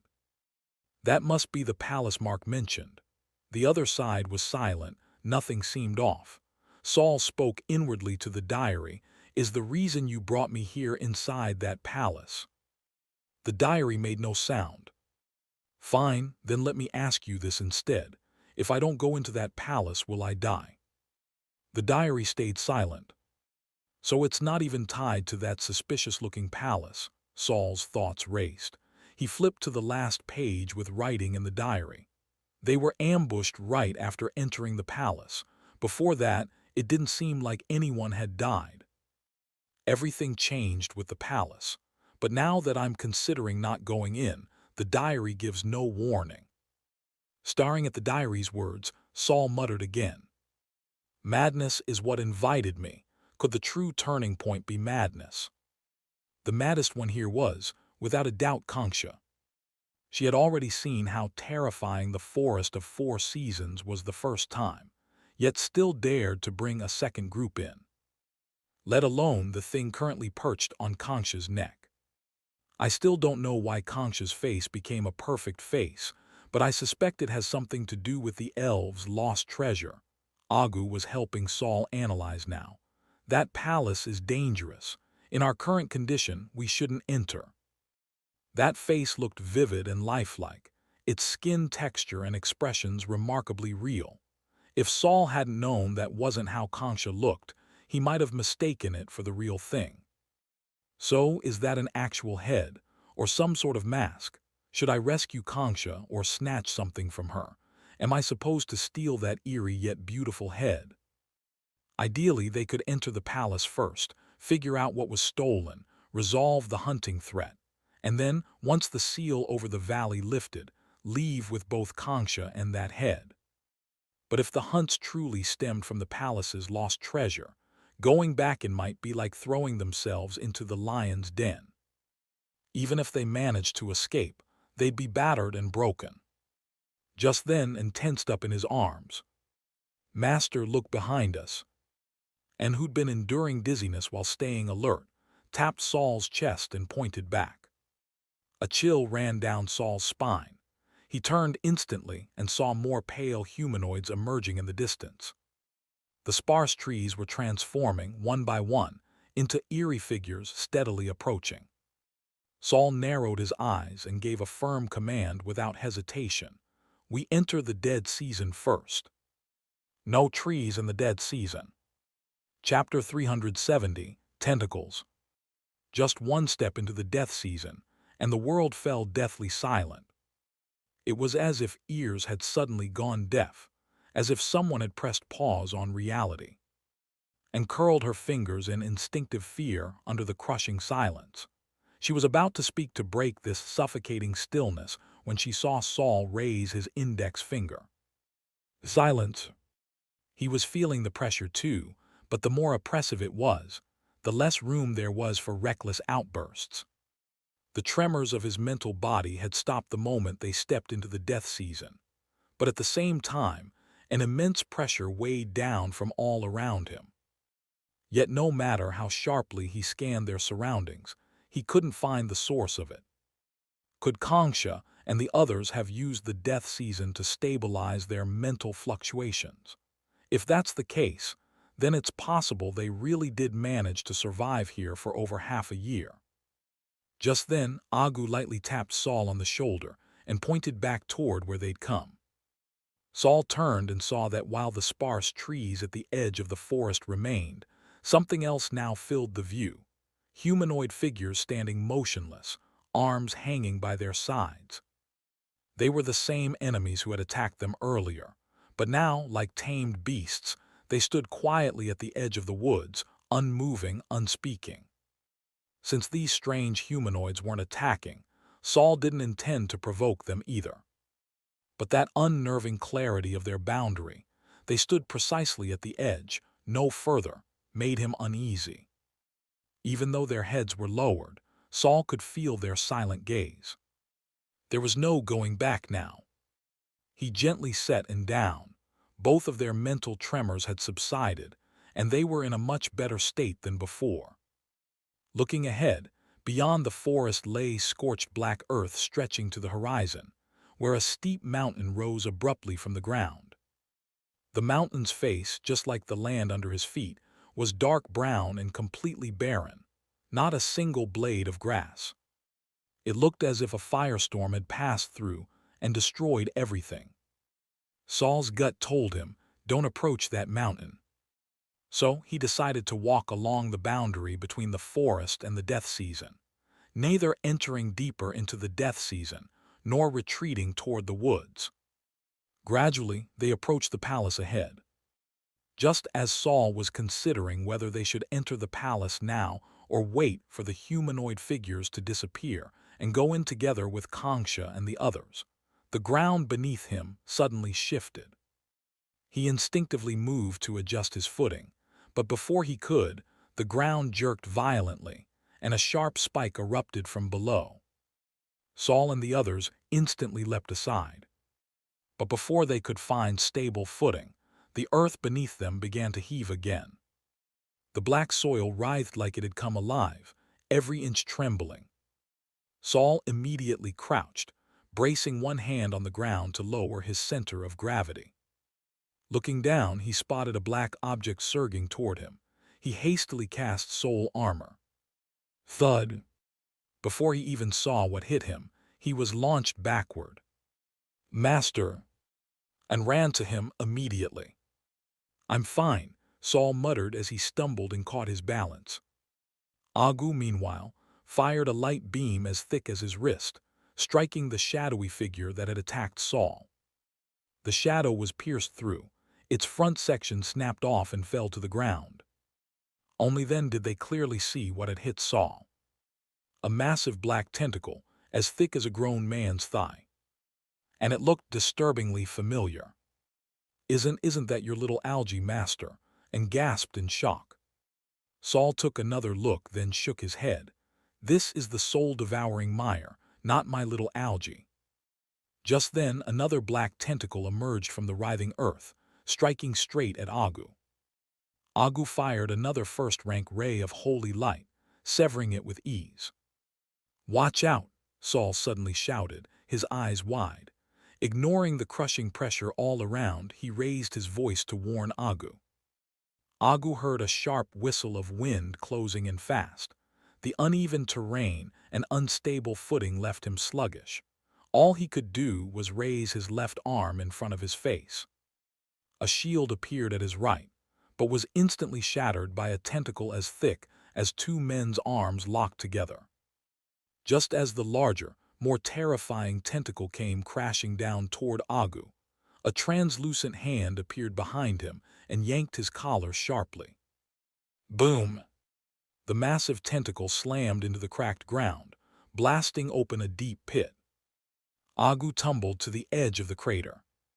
If that blow had landed, never mind his mental form, this vessel would have been utterly destroyed. Saul pulled his hand back. He had used Mage's hand to yank Agu out of the way.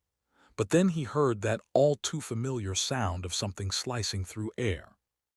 He shoved the still-stunned aside and launched himself backward. Another black tentacle, thick as an elephant's leg, brushed past them and stabbed into the ground where they had stood. Saul could have blocked it with a spell or dodged with magic, but at the last moment, he chose to rely solely on his physical strength to leap away. Agu had just gotten up and was about to rush over when Saul signaled to him with a sharp gesture. "Stop!" Behind Agu, another enormous tentacle was rearing up, but Saul wanted him to stay still. Confused, Agu held his ground under the crushing pressure behind him. A moment later, he realized, the tentacle behind him was also aiming for Saul. Saul stomped the trembling earth and launched himself into the air again. But before he could land, a third tentacle swept in from the side, and had just pulled her gaze from the massive crater when she saw Saul being swarmed by tentacles. Eyes wide under her black veil, she suddenly shouted, "I know what it is. Master, don't come over." As soon as she finished, she spread her arms. Her fingertips dissolved into countless threads of blood. The three enormous tentacles chasing Saul immediately turned and charged at him instead. Saul had already begun to suspect the tentacles were drawn by fluctuations of magic. But even when he stopped casting spells, the new tentacles continued to target him. In the end, three giant tentacles as thick as elephant legs attacked him from all directions. He dodged with difficulty, nearly forced to use magic again.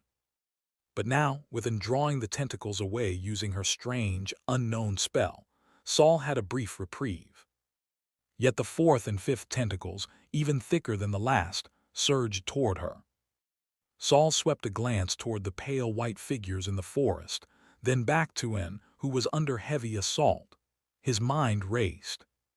To the palace, we'll relay to each other.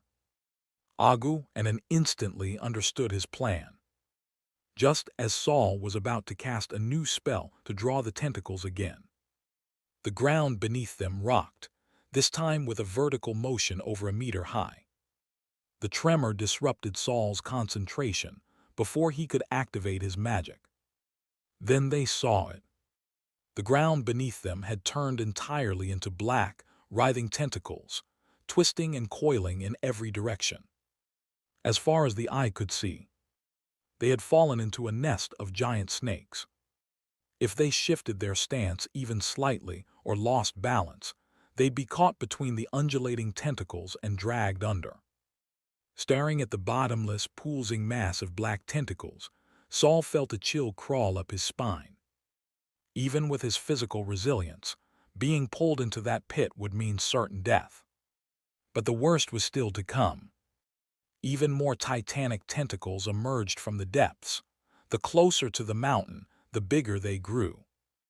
In the distance, one tentacle was so massive it rivaled a small mountain. The enormous, terrifying tentacles reached into the sky and swayed with the land's undulations, like seaweed beneath the surface. But Saul knew, once they caught you, they would drag you down and drown you with relentless force. The pressure they gave off was suffocating, especially the mountain-sized one. Just its distant presence crushed Saul's spirit. With black tentacles writhing around him, if Saul cast another spell now, he'd likely attract dozens at once. Just then, and barely holding off 5 tentacles with her blood threads, shouted hoarsely, "Don't worry about me. Go to the palace." The bloodshot on her hand was resisting 5 huge tentacles at the same time, and it seemed that she couldn't hold on for much longer. As soon as she finished speaking, she suddenly opened her mouth, and another stream of blood spurted out of her mouth, stretching between Saul and Agu and forcibly pulling apart the 2 tentacles, allowing the two to see the palace not far away. The soil near the palace was still sold. It hadn't turned into a writhing mass of tangled tentacles. Saul and Agu turned around at the same time, stomping on the constantly squirming tentacles as they ran with all their might toward the passage and had opened for them. After a few steps, Agu couldn't help but glance back, and what he saw made his heart seize with fear. Anne's limbs had already transformed into threads of blood, pulling at the tentacles to keep them from getting any closer. But in the very next second, a black tentacle, 3 meters in diameter, came crashing down from the sky. It slammed in, and all the tentacles attacking her brutally into the ground in one devastating blow. Chapter 371. The Ancient Soul-Devouring Mire. Saul never looked back the entire way. He only gave Agu a tug whenever the latter stumbled. Behind them, the sounds of tentacles lashing out had ceased, as though after the creatures had lost all targets to attack. The two staggered forward without even daring to speak, struggling until they reached the side of the palace. The large white doors of the palace silently swung open as soon as they stepped back onto solid ground, as if someone were welcoming them inside. Saul did not pause for even a second in the small clearing before the palace. Without hesitation, he strode straight through the doors and into the palace. Naturally, Agu followed close behind. Inside was a circular hall. At the far end was an arched doorway, and beyond it, another circular hall. Hall after hall, one leading into the next, stretching endlessly into the distance. Like 2 opposing mirrors, the images within them repeating infinitely. The place felt eerie. On the outside, the palace hadn't looked this vast. But here all was silent, just like when they had first stepped into the dead season. The large doors closed automatically behind them as they entered. There were no windows here, and the room dimmed instantly upon their entrance. However, candles burning around the hall provided barely enough dim light to see. For the time being, the palace seemed safe. Thud! Agu dropped to his knees before Saul. After Saul had warned that using magic would attract the tentacles' attacks, Agu too had thought of using someone to lure them away, allowing the others to escape.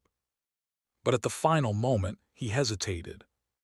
In that situation, Saul had no time to retrieve his soul body. If the vessel was destroyed, who knew whether he'd survive? Agu couldn't afford to die yet. And so, despite reacting even faster than Agu didn't make the same choice she had. Saul didn't immediately respond to Agu. His gaze was deep as he flipped through the diary in his mind. The white pages turned rapidly, arriving at the final pages almost instantly. When Saul saw the sole black page that belonged to he finally let out a long breath. The powerless frustration faded, replaced by a chilling anger curling around his heart. Since those strange human shapes and black tentacles are all driving us toward the palace, then let's see what's really inside. The diary hadn't instructed Saul to enter the palace, but this palace could withstand the terrifying tentacles and bizarre figures from outside.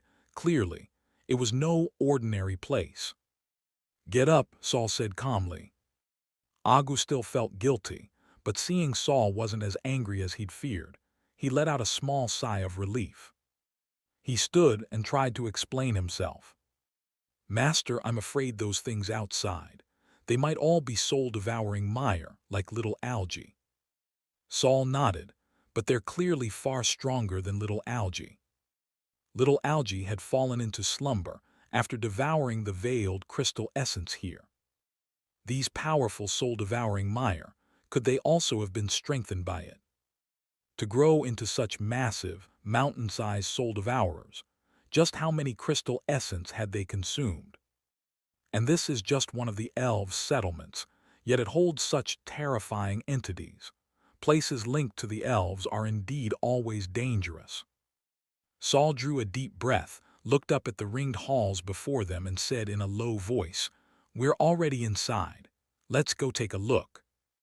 He could sense a familiar presence here, something calling to him, guided by his intuition. Yeah. On the lawn dotted with irregular white houses, Cassilla, who had been sitting dazedly with her knees drawn up, suddenly leapt to her feet. "Fire, fire, it's on fire!" she screamed desperately, flailing her arms in place. "What's she going crazy about now?" Monroe frowned in disgust, then turned to Concha. "Saul's already gone in, but he clearly hasn't solved our problem. He's under attack in the forest now. Who knows if he's even still alive?" Hearing this, Mark looked toward the direction Saul had gone. After a moment's hesitation, he said, "How about I go look for him?" Concha sneered, eyes glinting as she glanced his way. "If you were that worried, then why didn't you go with those 2 guards earlier? Now that so much time has passed, now you want to go looking for him. Are you really going to look for him, or for something else?" Monroe eyed him suspiciously. Mark immediately shut his mouth. "He must be dead, he must be dead," Cassilla shrieked, "and we'll end up like him, burned to ashes, turned into their nourishment." Out of breath from her frantic screaming, Cassilla collapsed to the ground. Monroe let out a long sigh and covered his face with both hands. "I don't think we can escape anymore. What did you people take? I'm begging you, return it. If not, we'll really die here. We won't make it out alive." Then he lowered his hands.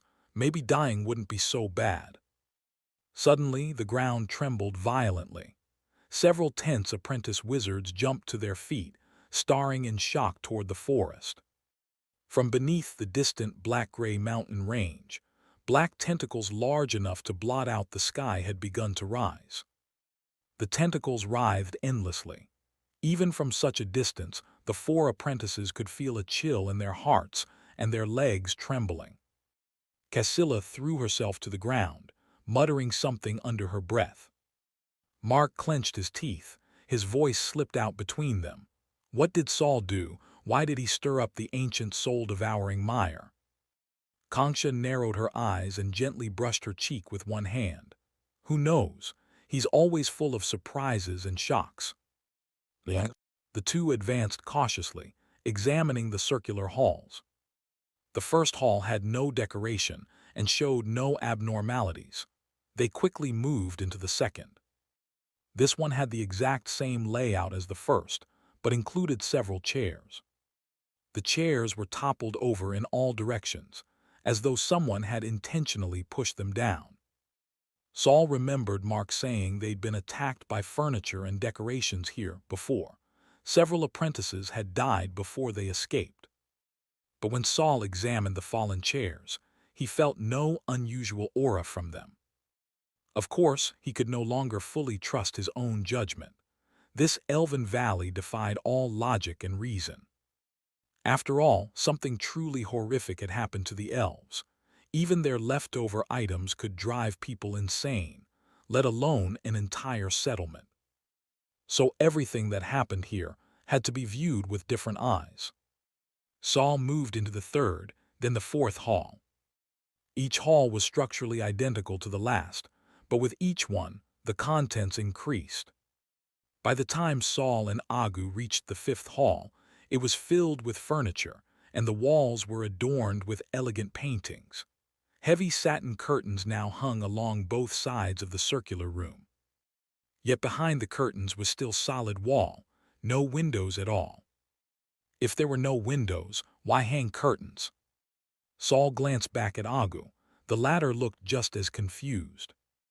Though Agu was over 100 years old as a ghost, he knew little about elves.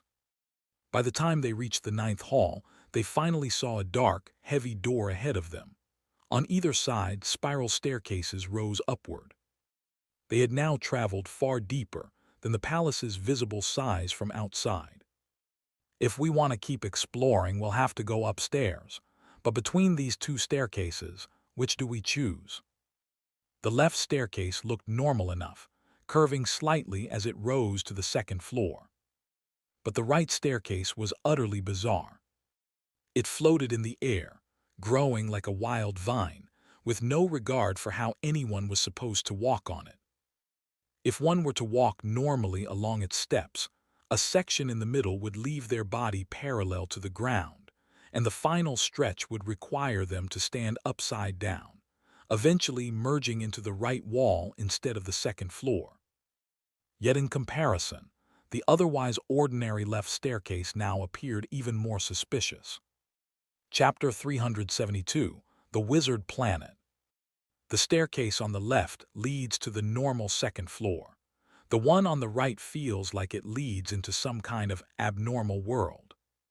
Saul paused and added, though it could just as easily be the other way around. What was considered normal here was only relative to the entire Four Seasons forest. The reason the paths weren't all dead ends was, of course, because the diary hadn't stopped him from entering the palace. But when Saul stood before the two staircases, ready to climb either one, the diary gave no warning at all. Is the danger not on the surface? Saul chose the bizarre-looking staircase that curved strangely before disappearing into the right side wall. Having learned his lesson, he didn't use magic to ascend. Instead, he chose to climb directly. After all, the ceiling of the Grand Hall was only 5 or 6 meters high. Agu, who wasn't very mobile, stayed behind to cover him. Saul hadn't really studied climbing, but his body was now far stronger than a normal person, especially his arm strength. His plan was to rely on his powerful arms to pull himself along, even if he had to hang upside down or move horizontally. However, as soon as Saul stepped onto the strange staircase, he found that the direction of gravity seemed to shift with the orientation of the stairs. By the time Saul reached the next floor, he was completely upside down in relation to the room. He looked up and locked eyes with Agu, who was looking up at him from below. Saul gave Agu a slight nod, then stepped forward into the next level. As soon as Saul entered the next floor, Agu lost sight of him. It was as if Saul hadn't just gone up a level, but had entered another dimension entirely. Agu stood silently in place, waiting for Saul to return or to call him in. Suddenly, something struck the back of his knee. A chair appeared behind him, forcefully seating him. Startled, Agu tried to get up, but a footrest flew in and pinned his legs. Then the tasseled cover of the chair wrapped tightly around his limbs, trying to drag him away. Agu tried to struggle at first, but discovered that the chair and the tassels were remarkably sturdy. He couldn't break free with brute strength. Just as Agu decided to take the risk and use magic, he suddenly froze. Then, surprisingly calm and a little helpless, he sat quietly in the chair. He allowed the chair and footstool to carry him away. Meanwhile, Saul had entered what felt like a world where gravity no longer behaved normally. Everything here was distorted and illogical. Some tables and chairs stood upright on the walls, others floated in midair. The staircase beneath Saul's feet didn't break off, it extended upward to the next room. Oddly enough, that next room was above him, and that fact in itself felt strange. He scanned the room. His mental energy told him everything was normal. He could still use it here, without worrying about uncontrollable mental tremors. Without pausing, Saul stepped into the next room. If the second room simply had objects in odd places, the third was even more bizarre. Objects no longer retained their original forms. Furniture and decorations were scattered and fragmented. The room looked like a jigsaw puzzle assembled randomly. Chair backs jutted out of the walls. Pieces of carpet were scattered randomly. Candle holders and candles didn't even align, and even the flames of the candles were split into two separate halves. Only the staircase beneath Saul's feet remained unchanged. The fourth room was beneath the third. Saul turned around on the floating stairs and entered the next room. And so he continued until he reached the ninth room. By the time he stepped into the sixth room, Saul had already shut his eyes. He could no longer look directly at the things in the rooms. He wasn't even sure he was walking through rooms anymore. Prolonged exposure to those abnormalities had caused chaotic tremors in his mental body.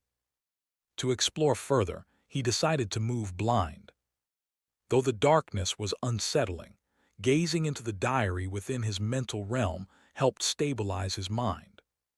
He carefully used his mental energy to scan the space around his body, in case of sudden changes he couldn't otherwise detect.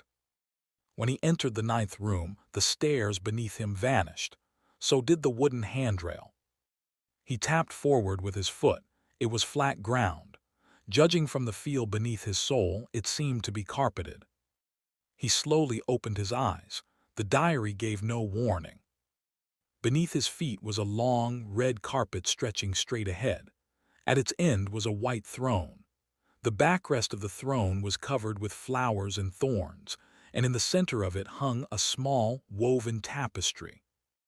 Other than that, there was nothing else. No walls, just a vast field of white light. The light wasn't blinding, but looking at it made Saul's thoughts sluggish. He had no doubt that staring too long would leave him in a dumbfounded stupor, unable to recover. He quickly averted his gaze from the white light and refocused on the throne. He thought he heard faint whispers calling out to him. Frowning, he took a step forward. The red carpet beneath his feet felt stable, as if laid firmly on solid ground. As he drew nearer to the white throne, the whispers became clearer. Xi Gamma Epsilon Theta Sigma Rho Gamma Gamma Zeta. He couldn't understand the words, but Saul felt they were inviting him to sit. It felt like, as long as he sat down, all problems would be solved. He reached out and gently placed a hand on one of the blooming white flowers. Xi Gamma Epsilon Theta Sigma Rho Gamma Gamma Zeta. Xi Gamma Epsilon Theta Sigma Rho Gamma Gamma Zeta. The voice from the throne grew lower but still surrounded Saul, never fading. Then a strange sensation struck him from behind. He whirled around, startled to see the red carpet had vanished. He was now standing on the base of the white throne, and beneath him stretched a starry sky. Starry skies were common. He could see them every night outside the wizard tower. But this one was different. Directly ahead of Saul, right in front of the throne, floated a planet of black, white, and gray. It looked like a sketch, but it was a real, slowly rotating planet. It resembled the kind of planet Saul had seen on television in his previous life, though the distribution of land and sea was unfamiliar. Still, one massive landmass caught his eye. It looked strikingly similar to the Western continent map he'd studied in the basic cognition books for wizards. The Western continent was on the west side of a larger landmass, known by many names, Stat, Binsoning, and others. But most people from the Western continent simply called it the Stat continent. The Stat continent also included a northern continent and an eastern continent. However, these three continents were separated by a massive central region that ordinary people couldn't cross. Travel to the other continents required ships or airships, skirting the coasts. That central region, on the black and white planet before him, appeared completely black. Saul knew it was called the Wasteland. Some even jokingly referred to it as the Wizard's Graveyard. Why it was called Wasteland, however, was not something Saul could yet understand. Besides the Stat continent, there were two other continents on the planet. Their names had also appeared in the basic knowledge of all things. Nefrit continent and Iskaper continent. So this is what our world looks like, Saul thought, awestruck like an astronaut seeing Earth from space for the first time. The northernmost part of the Stat continent is actually a chain of massive mountains. They're so tall, I can see them clearly from this angle. Why does the edge of the mountain range look so clean, like it was sliced with a knife? Beyond the mountains, it looks like the ocean. This range looks like a giant wall. Could it be the wall of size at the northern edge, mentioned in the books? Beyond that mountain range to the north, there was no more land. No Arctic continent, no clusters of icebergs, just endless ocean. White waters stretched as far as Saul could see, flowing toward the hidden side of the planet. Saul, this world is so beautiful. Chapter 373, The Elf King's Skull. Saul lowered his gaze to look at the other two continents. The one near the equator was likely Iskaper, and the one closer to the South Pole was probably Nefrit. These two continents didn't have massive mountain ranges like the Wall of Size. They didn't appear to be plates split off from the Stat continent. Even though nothing unusual is visible from here, I must find a way to travel across those lands someday. Even without color, everything before his eyes stirred Saul's heart with excitement. I wonder what the other half of the planet looks like. A sudden and untimely curiosity arose in his mind. Suddenly, as if responding to Saul's inner thoughts, the black and white planet before him abruptly sped up its rotation. In just a few seconds, it revealed its back to Saul. HSS. Saul gasped sharply, stunned on the spot. The backside of the black and white planet was a massive sinkhole. It looked like a whirlpool in the deep sea, constantly sucking seawater inward. Or like a black hole in space, devouring everything and returning it all to eternal darkness. But it wasn't exactly a black hole, because it could explode. While Saul was observing it, the interior of the massive sinkhole suddenly exploded. The explosion blasted seawater from the surrounding continents, sending forth a tsunami that obscured the sky. Wave after wave of the tsunami spread outward, one side heading north, crashing ferociously into the massive mountains at the northern edge of the Stat continent. Though the energy of the seawater had diminished considerably by then, the sheer impact against the Wall of Size was still so fierce that Saul's ears ached faintly, even though he hadn't actually heard a sound.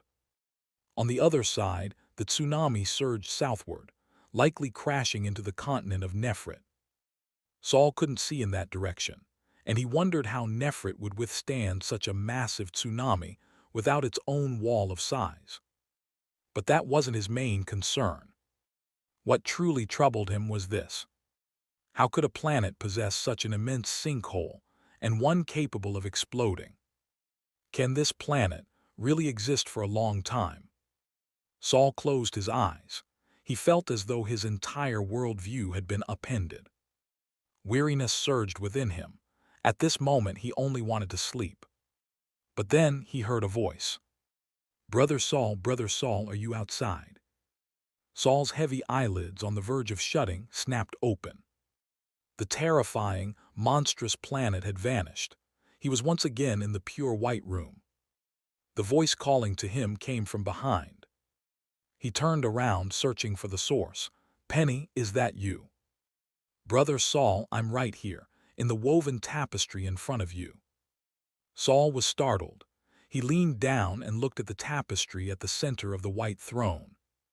He'd seen it before, but because it was small and not very eye-catching, he hadn't examined it closely. Now that he leaned in, he found that, although the image was somewhat blurred due to the material, he could faintly make out what seemed to be a forest, with golden threads representing sunlight piercing through from above.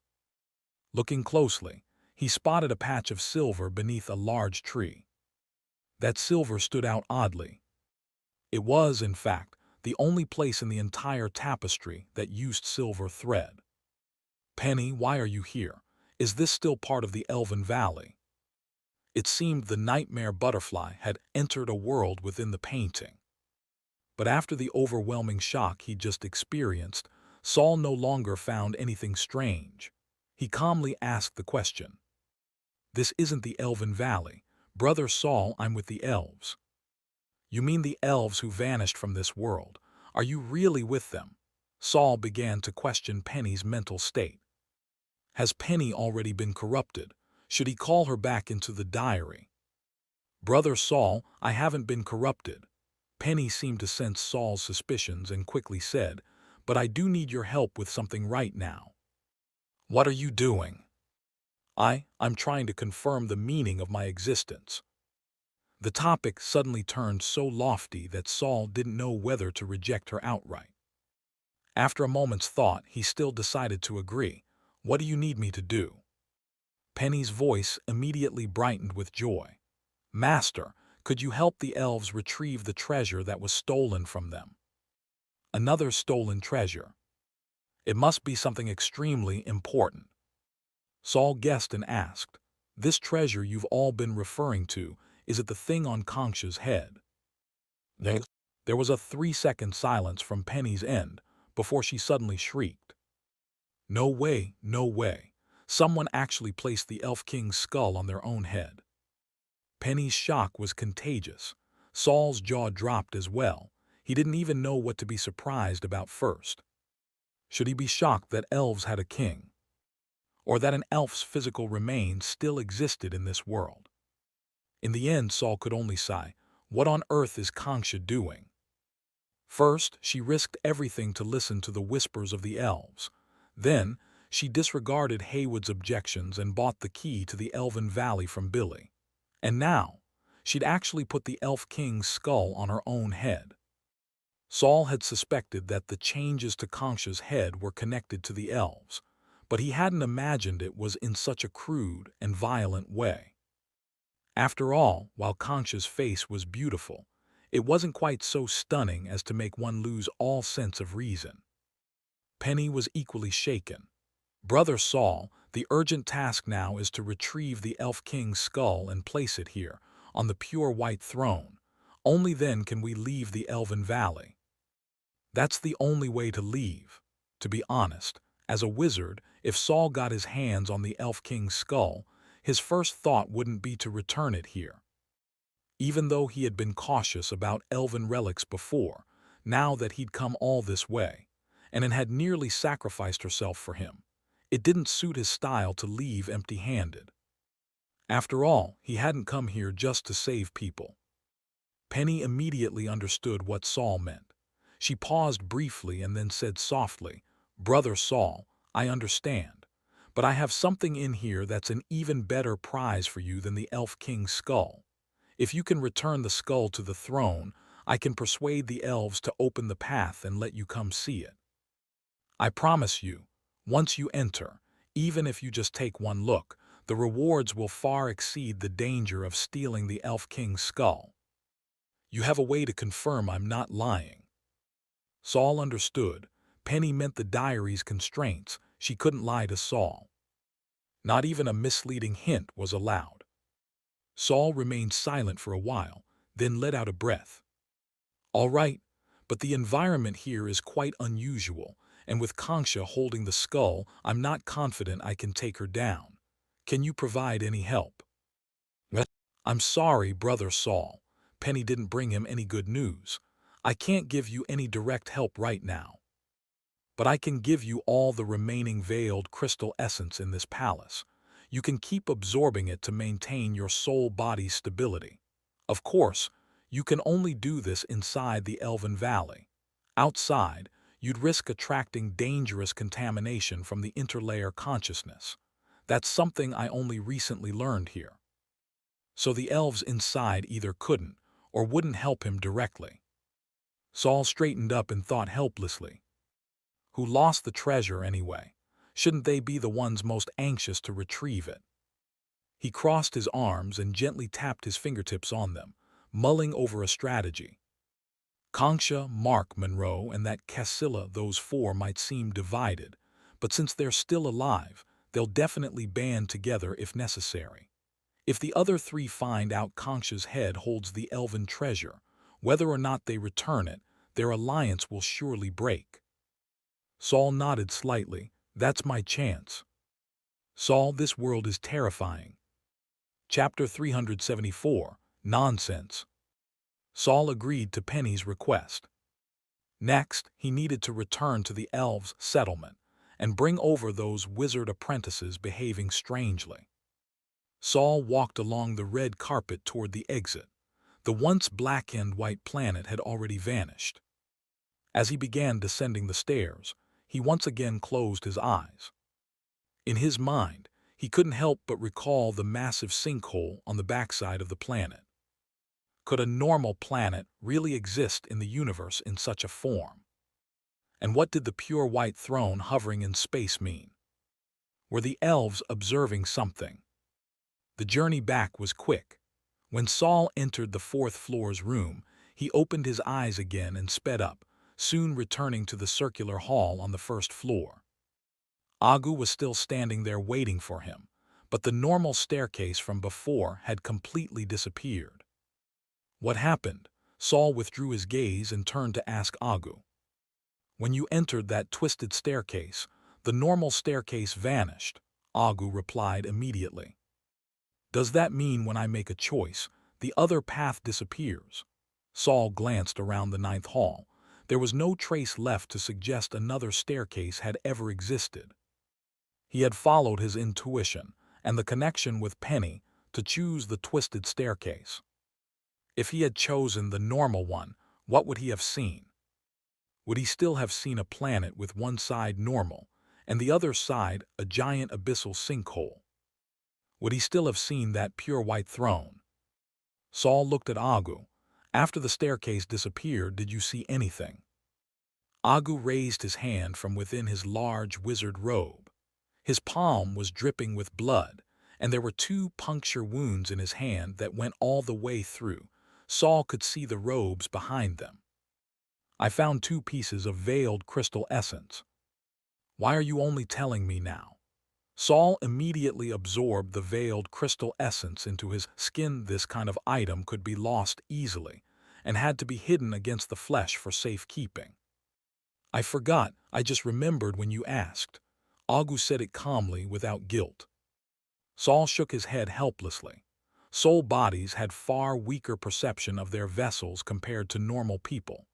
Even using such a bloody method to remind himself of the essence's presence, it was still easy to forget.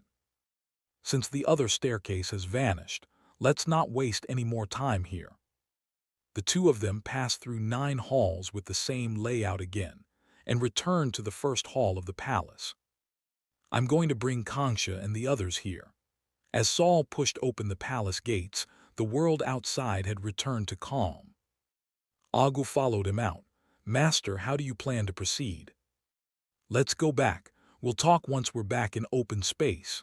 Saul looked outside. The terrifying enemies from earlier had all vanished. The Black Earth no longer had those huge black tentacles. The distant mountains had returned to their peaceful state.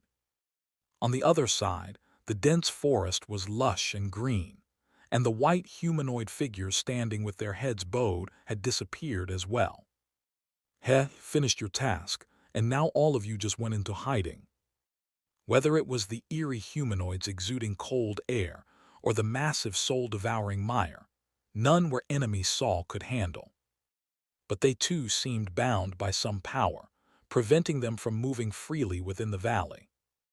Otherwise, the wizard apprentices hiding in the elves' settlement would have long since been slaughtered. These guys likely share the same goal as Penny, but Penny is looking for the meaning of existence. Saul's eyes flickered, and he beckoned for Agu to follow. Soon after the 2 re-entered the autumnal elven valley, they ran into Morden and Herman, who had come looking for them. Master, Herman rushed over stiffly, nearly bumping into Saul. He looked Saul up and down and let out a sigh of relief. Master, you're all right. Just now, those trees suddenly blocked us from coming over, and then we saw giant tentacles in the distance. But Master, those tentacles looked just like little algae. Could it be that little algae lost control? Mordin, however, noticed and was missing from Saul's side and looked toward Agu. Agu raised a hand and pointed to his head. Mordin understood instantly, his expression growing heavier. Saul pushed the charging Herman away. A lot has happened. Let's talk back home. This is still Elven territory. It's not safe here. They hurried back to the white houses. There were no trees for 100 meters around, only ankle-high grass and rows of strange white houses. And 4 wizard apprentices with varying expressions. You're still alive. Impossible. I clearly heard the sound of life vanishing. Saul's expression turned cold. One of my guards did die. He looked at the other 3 approaching. They moved with a subtle pattern, faintly forming a circle around him. Saul sneered inwardly, then raised his voice. Even though someone died, I also discovered a way to escape the Elven Valley. The 4 apprentices immediately froze. They all turned to look at Saul, some joyful, others suspicious. Saul's gaze swept across their faces and finally landed on Concha. Concha was smiling at him, seemingly genuinely happy he had returned alive. How do we leave the valley? Monroe asked urgently, stepping forward. We need to enter the palace again. As soon as Saul said this, everyone's expressions changed. It was like opening a dye shop, colorful and varied. Monroe didn't expect that answer. He looked like he wanted to say Saul was crazy, but the words got stuck in his throat. You entered the palace? Mark asked, frowning upon seeing Saul nod. If you've been inside the palace, we can't be sure of your mental state anymore. What? After they had been chased out by the palace's furniture and decorations, some had indeed gone back inside, hoping to find a way out or negotiate with whatever lived inside. But every time they came back out, they were either dead or insane. Worse, they often attacked their companions. There was no way to guard against it.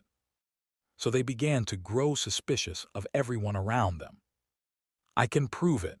Saul suddenly let go of his restraint and released his mental fluctuations. As his mental power swept over each of them, they could all sense Saul's soul body was perfectly stable. Of course, after such a wide release of mental waves, Saul's soul body inevitably experienced a slight tremor, but the fluctuation was minimal, far from abnormal. At the same time, each person touched by Saul's mental wave heard a sentence. But none of them knew that the others heard it too. And those 4 people, whether it was the tense Monroe, the crazed Cassilla, the cautious Mark, or the relaxed Concha, none showed a single change in expression. Just as I thought, Saul smiled and asked everyone to check his mental state while thinking, none of them are fools. To survive in the Elven Valley this long, you might be crazy, but you definitely weren't stupid. Now do you believe I'm sane? Some glanced around suspiciously, others hesitated, but in the end it was Concha who spoke up first. Of course, your mental state is better than most of us. I believe you haven't gone mad. So, will you tell us how we can enter the palace without getting torn apart by those white figures? Saul replied nonchalantly, if you can't even make it into the palace, then die here. He spread his hands. It's not like I'm really here to save you. An eerie silence spread among them, and again, it was Concha who broke it. Fine, looks like we'll each have to rely on ourselves. But then, how can you prove that entering the palace will actually get us out of the Elven Valley?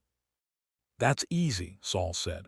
The elves' treasure was stolen from inside the palace. If we return together, we can bring the thief back, rather than waste time here guessing who the thief is. Mark shook his head. We've thought of that too, but just getting close to the palace triggers an attack. And how can we be sure that if we bring the thief back, whatever's in the palace will let us go? Exactly, Monroe added. When the thief took the treasure, we were all inside the palace too, yet he still escaped. The truly innocent ones died inside. You all only wanted to run. Of course you died, but I went all the way to the deepest part of the palace and uncovered its secret." "What secret?" Monroe asked excitedly. "At the top level of the palace, there is a pure white throne. Whoever sits on it gains some control over the Elven Valley."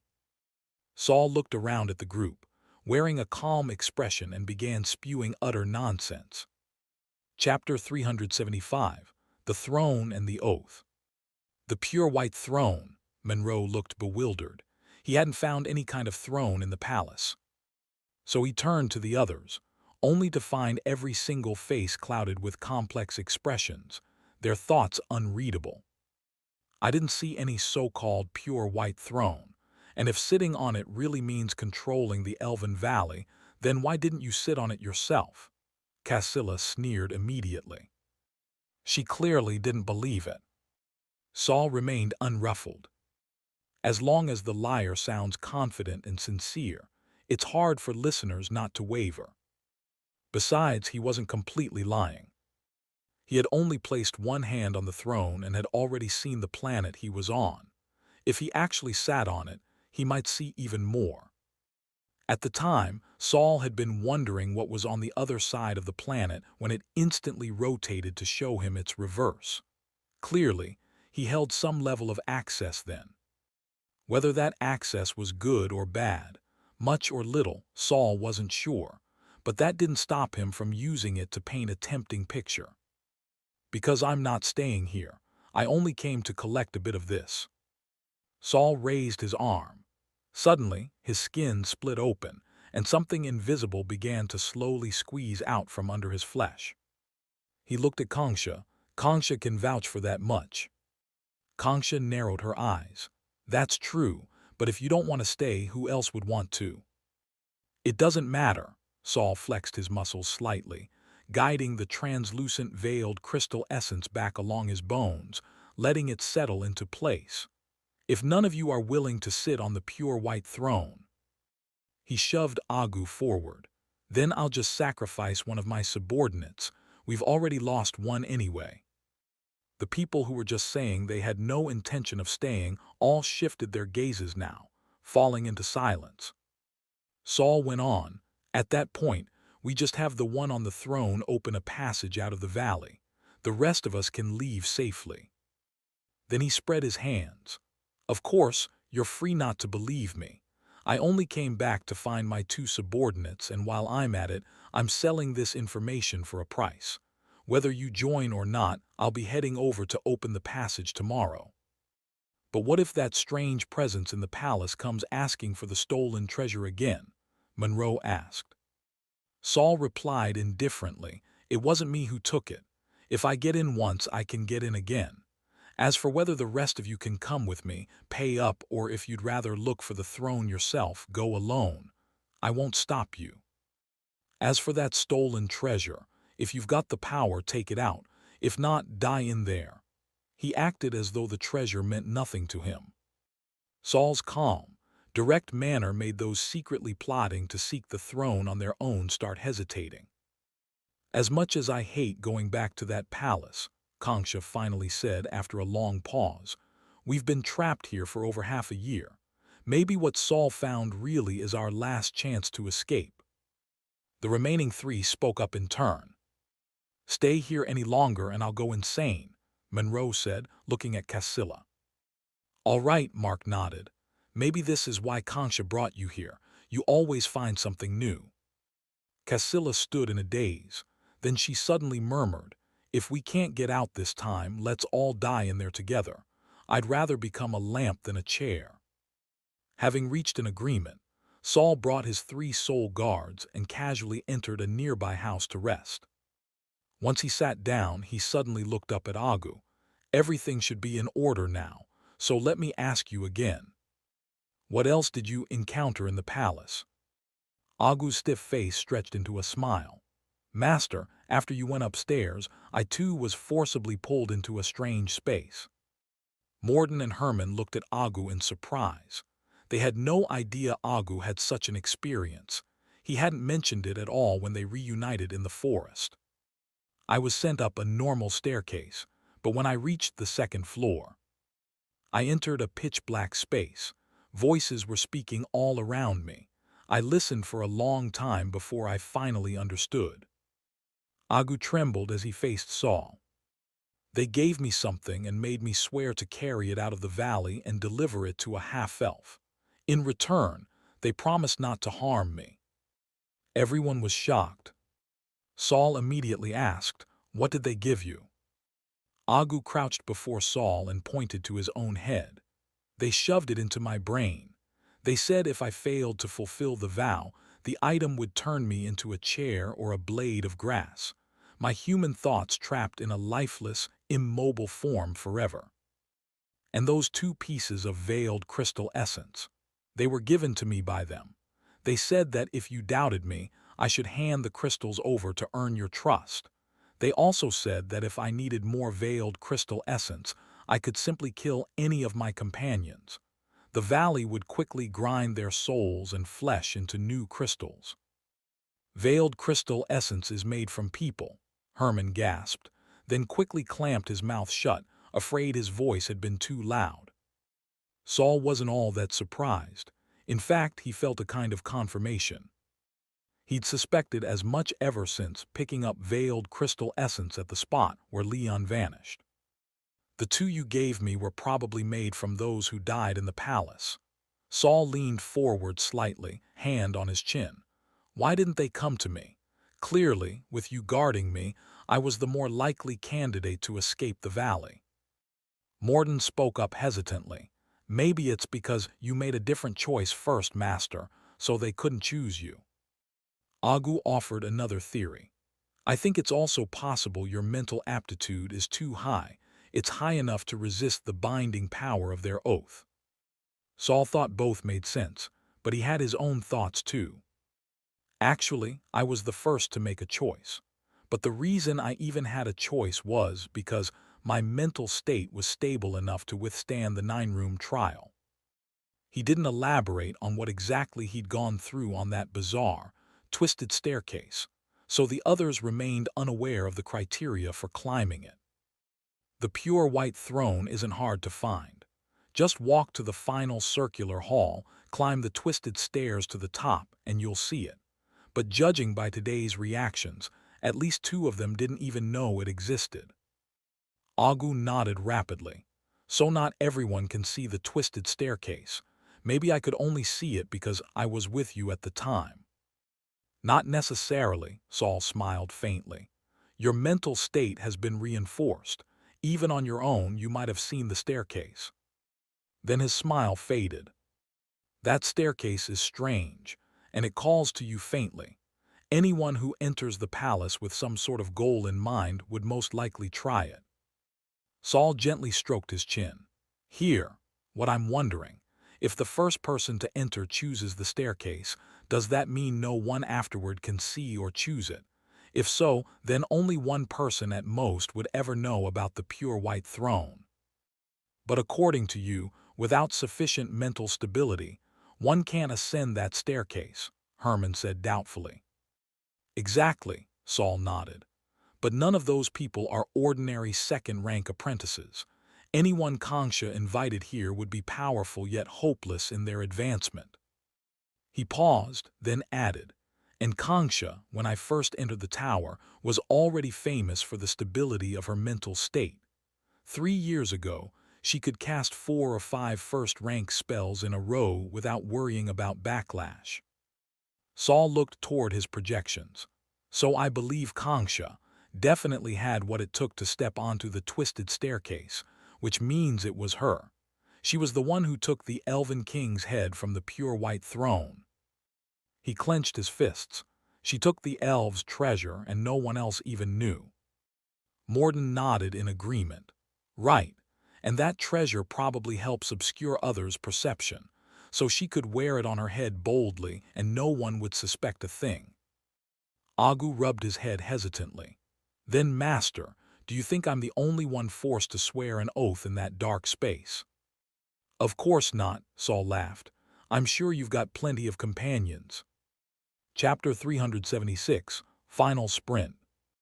They had planned to rest for the night, to be in peak condition for the battle to leave the valley, But Saul didn't rest at all. He only meditated briefly just before sunrise to restore his mental energy. When he and the soul bodies stepped out of the white wooden hut, they found the other four already standing at the edge of the forest. Clearly, none of them had slept well. After being trapped in this cursed place for half a year, even with their magic progressing by leaps and bounds, now that they had entered the third rank, they had long yearned to escape. Yet every attempt to flee had ended in ambushes. Many died of mental breakdowns. The survivors had grown exceedingly cautious, even about fleeing. Now, with a new possibility before them, excitement was inevitable. Saul walked to the forest edge, holding 2 scrolls in hand. The other apprentice wizards looked on with envy. They had long since used up all their scrolls during their time in the Elven Valley, relying only on spellcasting to survive. Although they had found a few methods to restore mental shock, each use made them increasingly unstable, tantamount to a slow suicide. But while they envied Saul, none tried to ask him for any scrolls. Once everyone had gathered, Kongsha, vaguely the group's leader, gave a soft chuckle. Entering the forest together will definitely draw the pale humanoid's pursuit. From here on out, whether we live or die, whether we make it out or not, that depends on each of us. No one replied. Even the most erratic one among them, Cassilla, lowered her head silently. In that tense silence, Saul took the first step forward. The 3 soul bodies followed closely behind. Sure enough, within 100 meters of entering the forest, the surrounding trees began to change. Their trunks alternated between human skin and bark.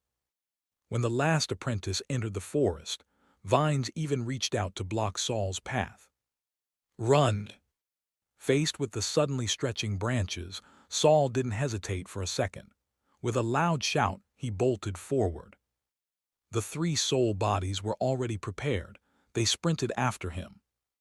The others were caught off guard by Saul's sudden dash and froze for 2 seconds.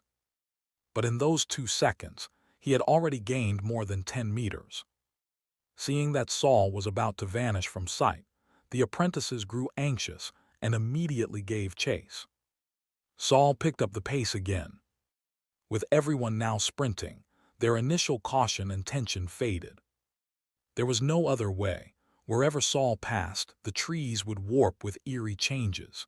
If the others lagged behind, they'd be cut off by the pale humanoids. And getting cut off likely meant they'd miss their chance to enter the palace and to compete for the pure white throne. Even if they weren't sure they'd claim that throne, it wasn't something they could give up on before even trying. Not to mention, if the pure white throne truly existed, it likely wasn't the only valuable treasure within. Under Saul's lead, everyone cast aside doubts and reservations, sprinting as fast as they could. Even so, before they could escape the forest, a horde of white silhouettes surrounded them. They stood at the forest edge, as though they had long anticipated this route and were waiting in ambush. Seeing the wall of figures, Saul frowned slightly. "Force our way through," he ordered. Agu and Morden immediately began casting, activating golden dust. But this time, the pale humanoids didn't vanish as before. Only a few of the most directly hit faded into the air. Damn, they've adapted. They no longer treat golden dust as an attack. These pale humanoids weren't mindless monsters. They had awareness, organization, and could even adapt their strategies. "Switch to Fireball, open a path." Without hesitation, Saul gave the command. The scroll in his hand vanished and was instantly replaced, Lesser Fire Pearl this time. These scrolls cost far more than golden dust. Every throw pained Saul deeply. But now wasn't the time for frugality. He unleashed the Lesser Fire Pearl.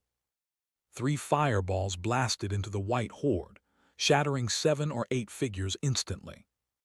A breach opened in the human wall. Saul immediately tossed another scroll, blowing the wall wide open. The 3 soul bodies flanked him as he charged through. but the pale humanoids had no intention of letting them through easily. As Saul broke the first layer, they blinked into position behind the breach. Only those directly hit and dispersed didn't reappear. Saul didn't linger.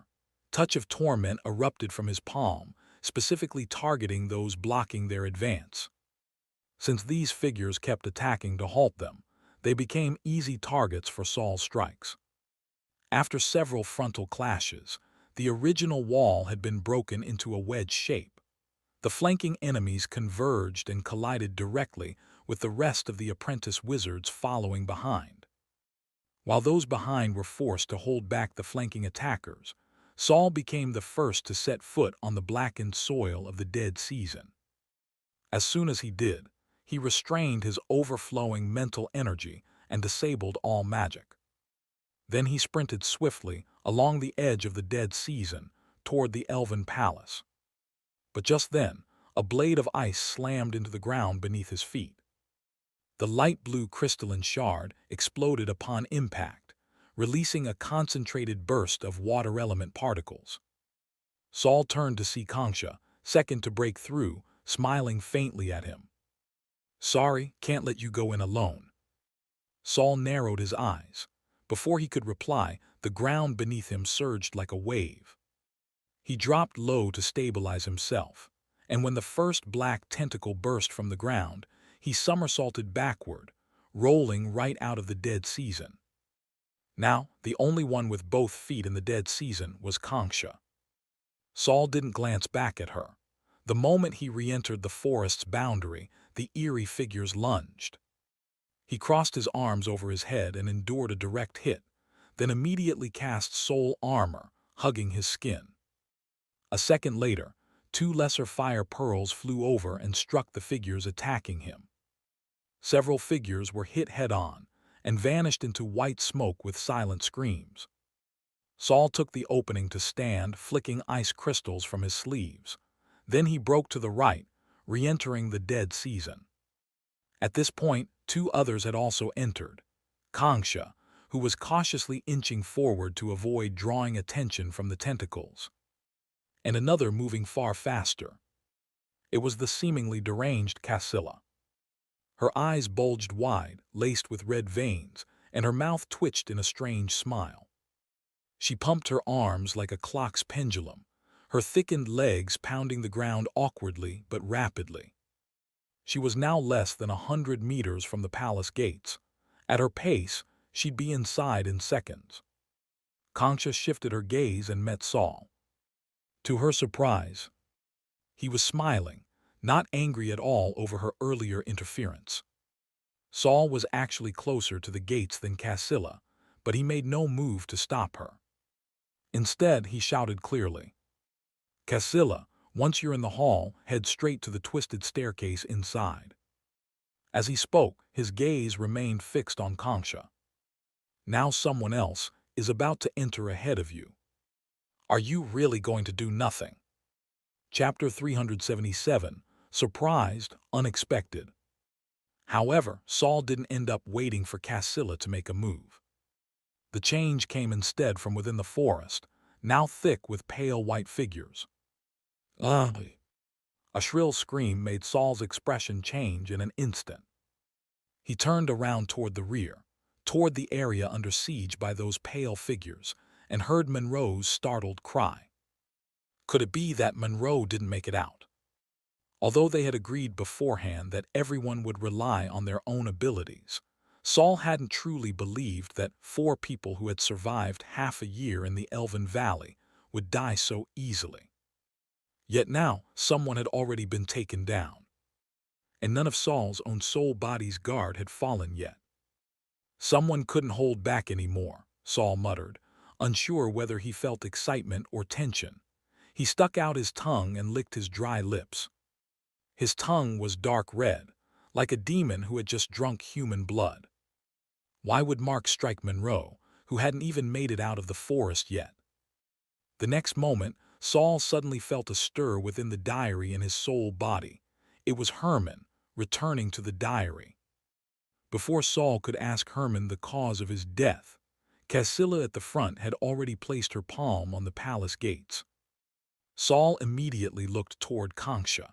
He wanted to know if Kanksha, wearing the head of the Elf King, would be willing to give up the pure white throne in order to leave the Elven Valley.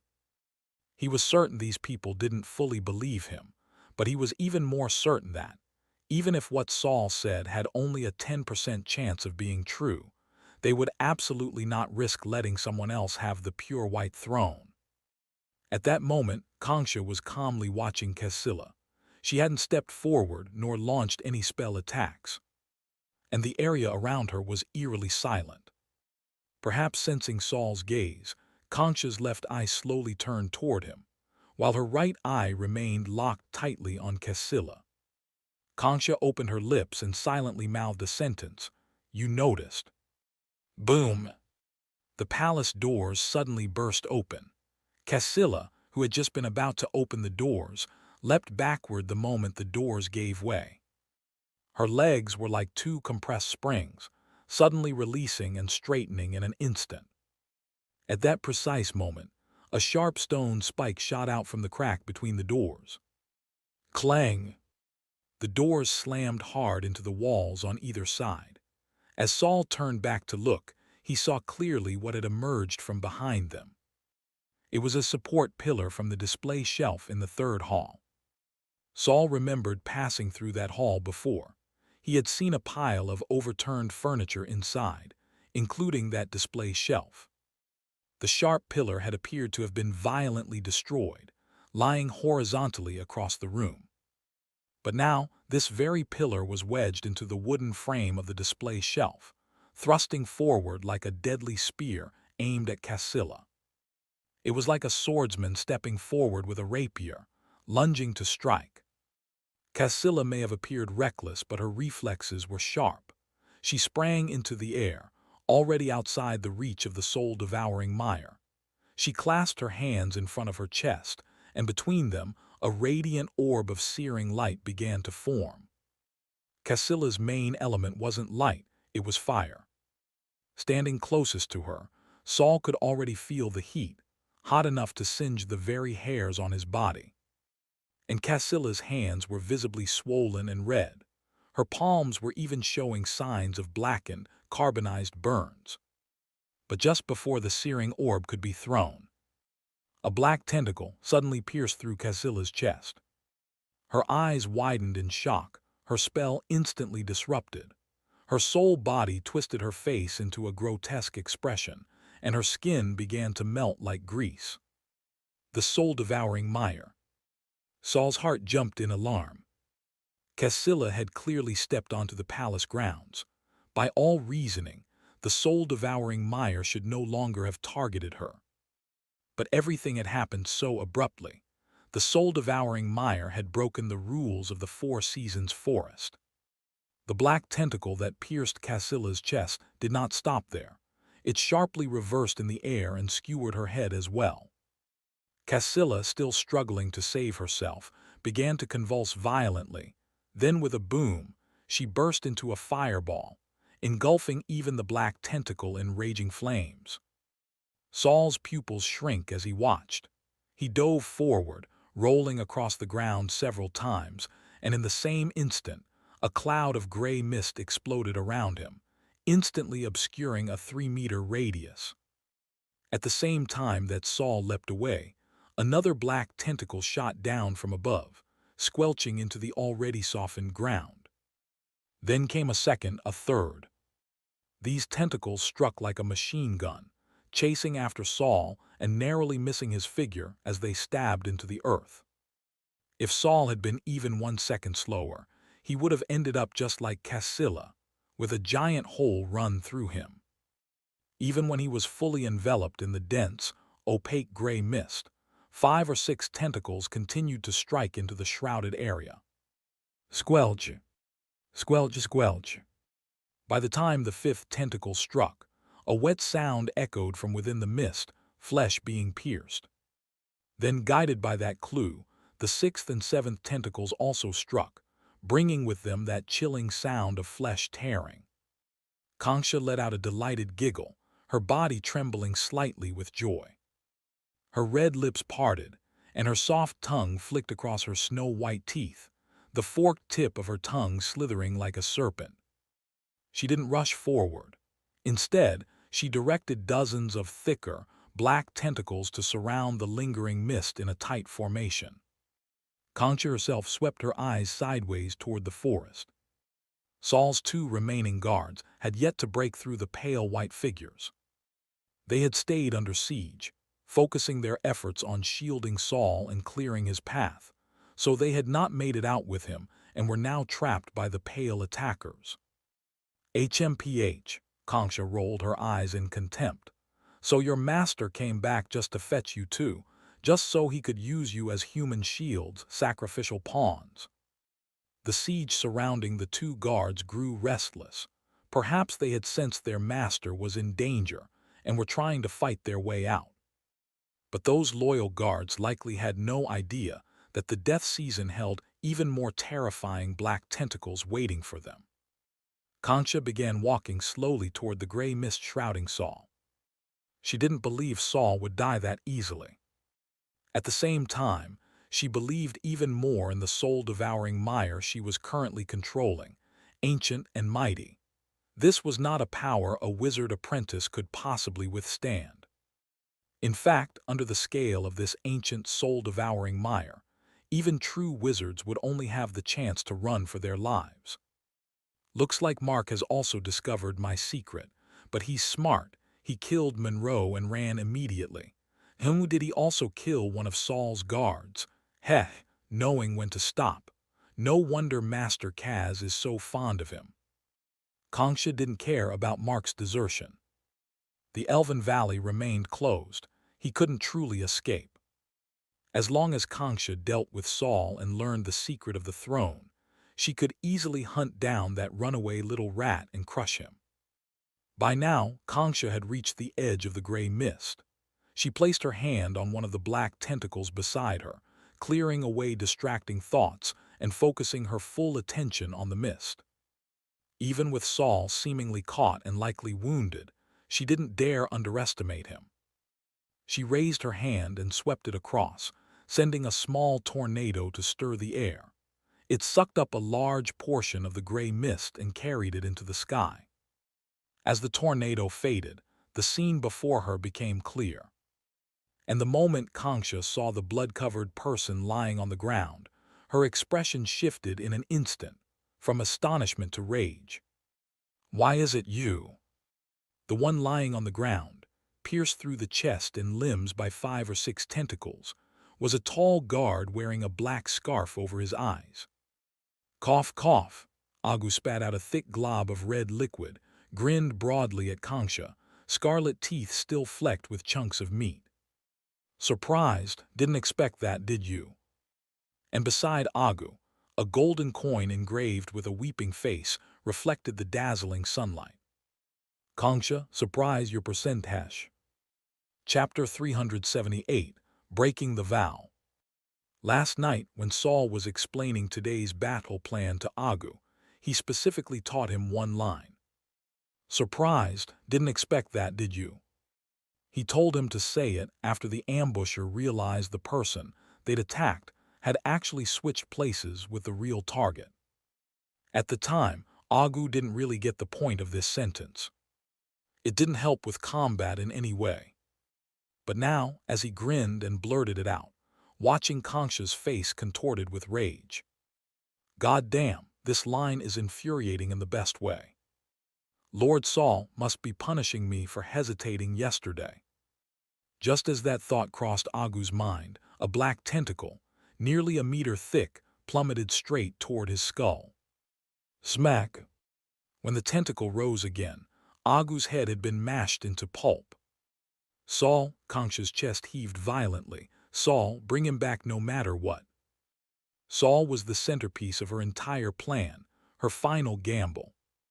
Let Mark leave, fine, but Saul never. Just then, she noticed that the white phantoms causing chaos had shifted, from beside her to the front of the palace. "He's over there," Concha snapped to attention. The disturbance among the white phantoms wasn't because Saul's guards saw him in danger and rushed in to save him. It was because they saw the decoy catching Kanksha's attention while he was accelerating, sneaking closer to the palace under cover of the chaos. Kanksha sneered, "Stop him." A figure suddenly burst out from the crowd of phantoms, just 3 meters from the palace doors. Frost caked his hair and clothes. It was Saul, who had switched places with Agu. Hearing the wind tearing behind him, Saul abandoned all pretense of hiding his magical presence and shot into the air. The scene replayed. The black tentacles tore through the air, chasing Saul's afterimage. Just as they were about to catch him, someone stepped in. Morden. With both hands he slammed the ground. The earth surged upward, forming a towering black wall. Thud, thud, thud, thud, thud. The tentacles pierced the wall like arrows. But by the sixth strike, the makeshift barricade crumbled under the onslaught. Still not enough magic in this body, Morden sighed, and was instantly impaled by the tentacles breaking through. But thanks to Morden's desperate stand, Saul had made it inside the castle's perimeter. Cassilla had already opened the palace gates, so he didn't waste a second forcing his way in. Of course, there was still the matter of the furniture guarding the doorway. Out of the way, I'm bringing back the Elf King's head. The shelving unit shuddered, as if human. Seeing Saul charge forward, it actually sidestepped. Saul had already been preparing a spell to break in, but the furniture's sudden compliance left him skidding to a near crash inside the circular hall. He finally came to a stop, ducked into a blind spot behind the doorway, and peeked outside. He saw the black tentacle slowly withdraw from Morden's corpse, and Morden, eyes wide open in death, still staring at him. In the next moment, Morden's body crumpled. Kanksha stepped over him, approaching the palace. The black tentacles, however, hesitated at the entrance, writhing uncertainty. Brushing off dirt, Saul approached the door. "I figured you'd make a move mid-route. I just didn't guess your ally would be that powerful," Saul said, a look of reluctant admiration on his face. Kanksha's expression was icy. She neared the palace doors, casually picked something up from the ground. Veiled crystal essence, Saul tilted his head. The place where Cassilla's body had lain was now empty. "By now you must have figured it out," Kanksha said, licking the transparent shard into her mouth. "That's right. Veiled crystal essence is made from the corpses of apprentices, though it requires some special conditions, like mental collapse. I discovered it the first time I entered the valley," she went on, "and it helped me reach 3rd rank. You know, Saul, I was so happy when I realized I could finally advance." Saul frowned. "So the 2 people who entered the valley with you, you killed them. The first one went mad on his own. The second, unfortunately, failed my experiment, turned into just a regular corpse. And then you brought even more people here, just to use as test subjects." "Not only that," Kanksha smiled, brushing her flawless cheek with her fingers. Her ring finger pressed against her left eyeball, gently applying pressure. "No longer cold and glassy." She smiled wider. "I also got a rare treasure out of it." "And dragging me in, what was the purpose of that?" "Curious?" Kanksha tilted her head. "Come out and I'll tell you." Saul fell silent. "Come out, so I can get skewered into kebabs by the ancient soul-devouring Meyer." If he hadn't used the twin-sided coin from Machi Machi to switch places with Agu, he'd be the one with a head like Swiss cheese right now. And since that monstrous Meyer didn't dare enter the palace, he sure as hell wasn't giving up that advantage. In fact, he took a few steps deeper into the hall, almost entering the next chamber. After all, while the tentacles hadn't entered yet, who's to say they could? "If you won't say, that's fine. One of my good traits is a manageable sense of curiosity."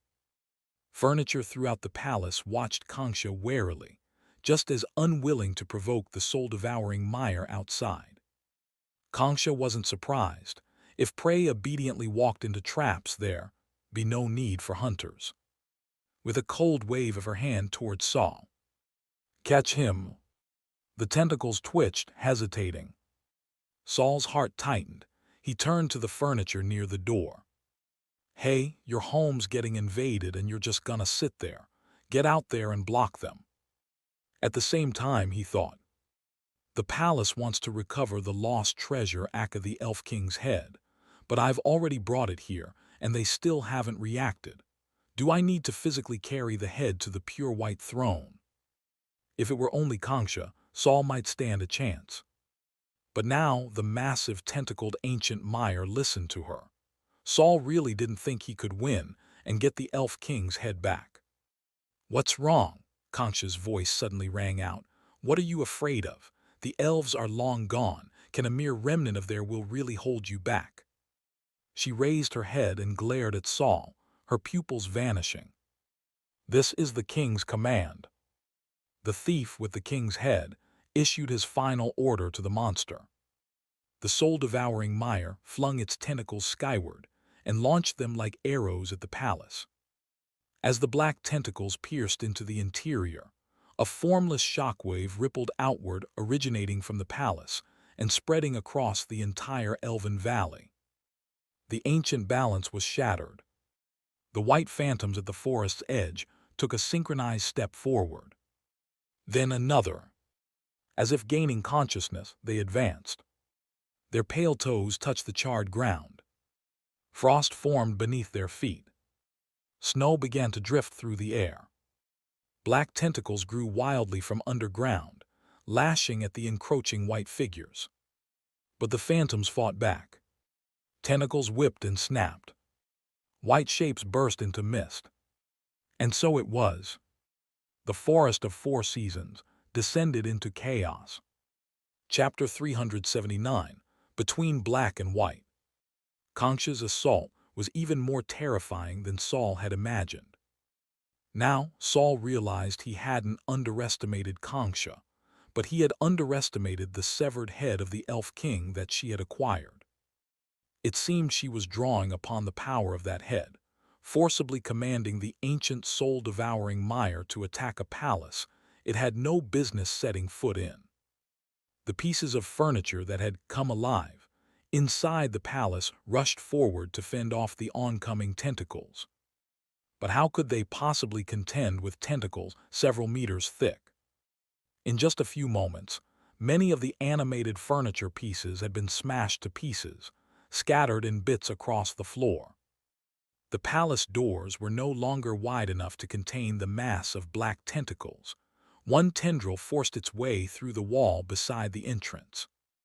The sturdy wall collapsed under the impact with a thunderous crash, crushing several of the defensive furniture pieces beneath the rubble. Very soon, the entire wall around the palace doors had been destroyed, and Kanksha, who had been standing outside the entrance all along, finally stepped forward and re-entered the palace. No matter how chaotic the battle between the tentacles and furniture became around her, Kanksha's eyes never left Saul. Not even for an instant. Seeing her step into the palace, Saul immediately retreated, taking off into the air and flying straight toward the next grand hall. Behind him, more pieces of furniture emerged to intercept the incoming tentacles, but with their limited strength, they could only buy him a few seconds. Luckily, she has the soul-devouring Meyer, and I've found allies of my own. Using the resistance put up by the palace's furniture, Saul finally reached the last hall. But the moment he arrived, he froze. Both staircases in this final hall had vanished. No stairs, and yet you still want me to bring the treasure over? Saul couldn't help but find it laughable. Good thing I never pinned all my hopes on others. He landed, then turned to face the way he'd come. By now, Kanksha had strolled casually into the 8th hall. The two of them stared at each other across the archway. Kanksha looked at Saul's calm expression and found it amusing. In her eyes, Saul was completely cornered, yet still trying to put on a show of composure. She wanted to see that look of panic from him again, the same one he had worn the day he knocked on her bedroom door all those years ago. You know why I was able to survive here for over half a year, even after stealing the Elf King's treasure. Saul silently stirred his soul body, magic surging throughout his body. So, I underestimated the treasure you stole. With the ancient soul-devouring Meyer backing her, there was no way he could face Konksha head-on. He fixed his eyes on her and the ancient Meyer lurking behind her, clearly itching to strike but restrained by her will. Magic flowed to his hands. If he wanted to defeat Konksha now, he'd have to find a new battlefield. But just as he was about to cast a spell, the air pressure around him suddenly spiked.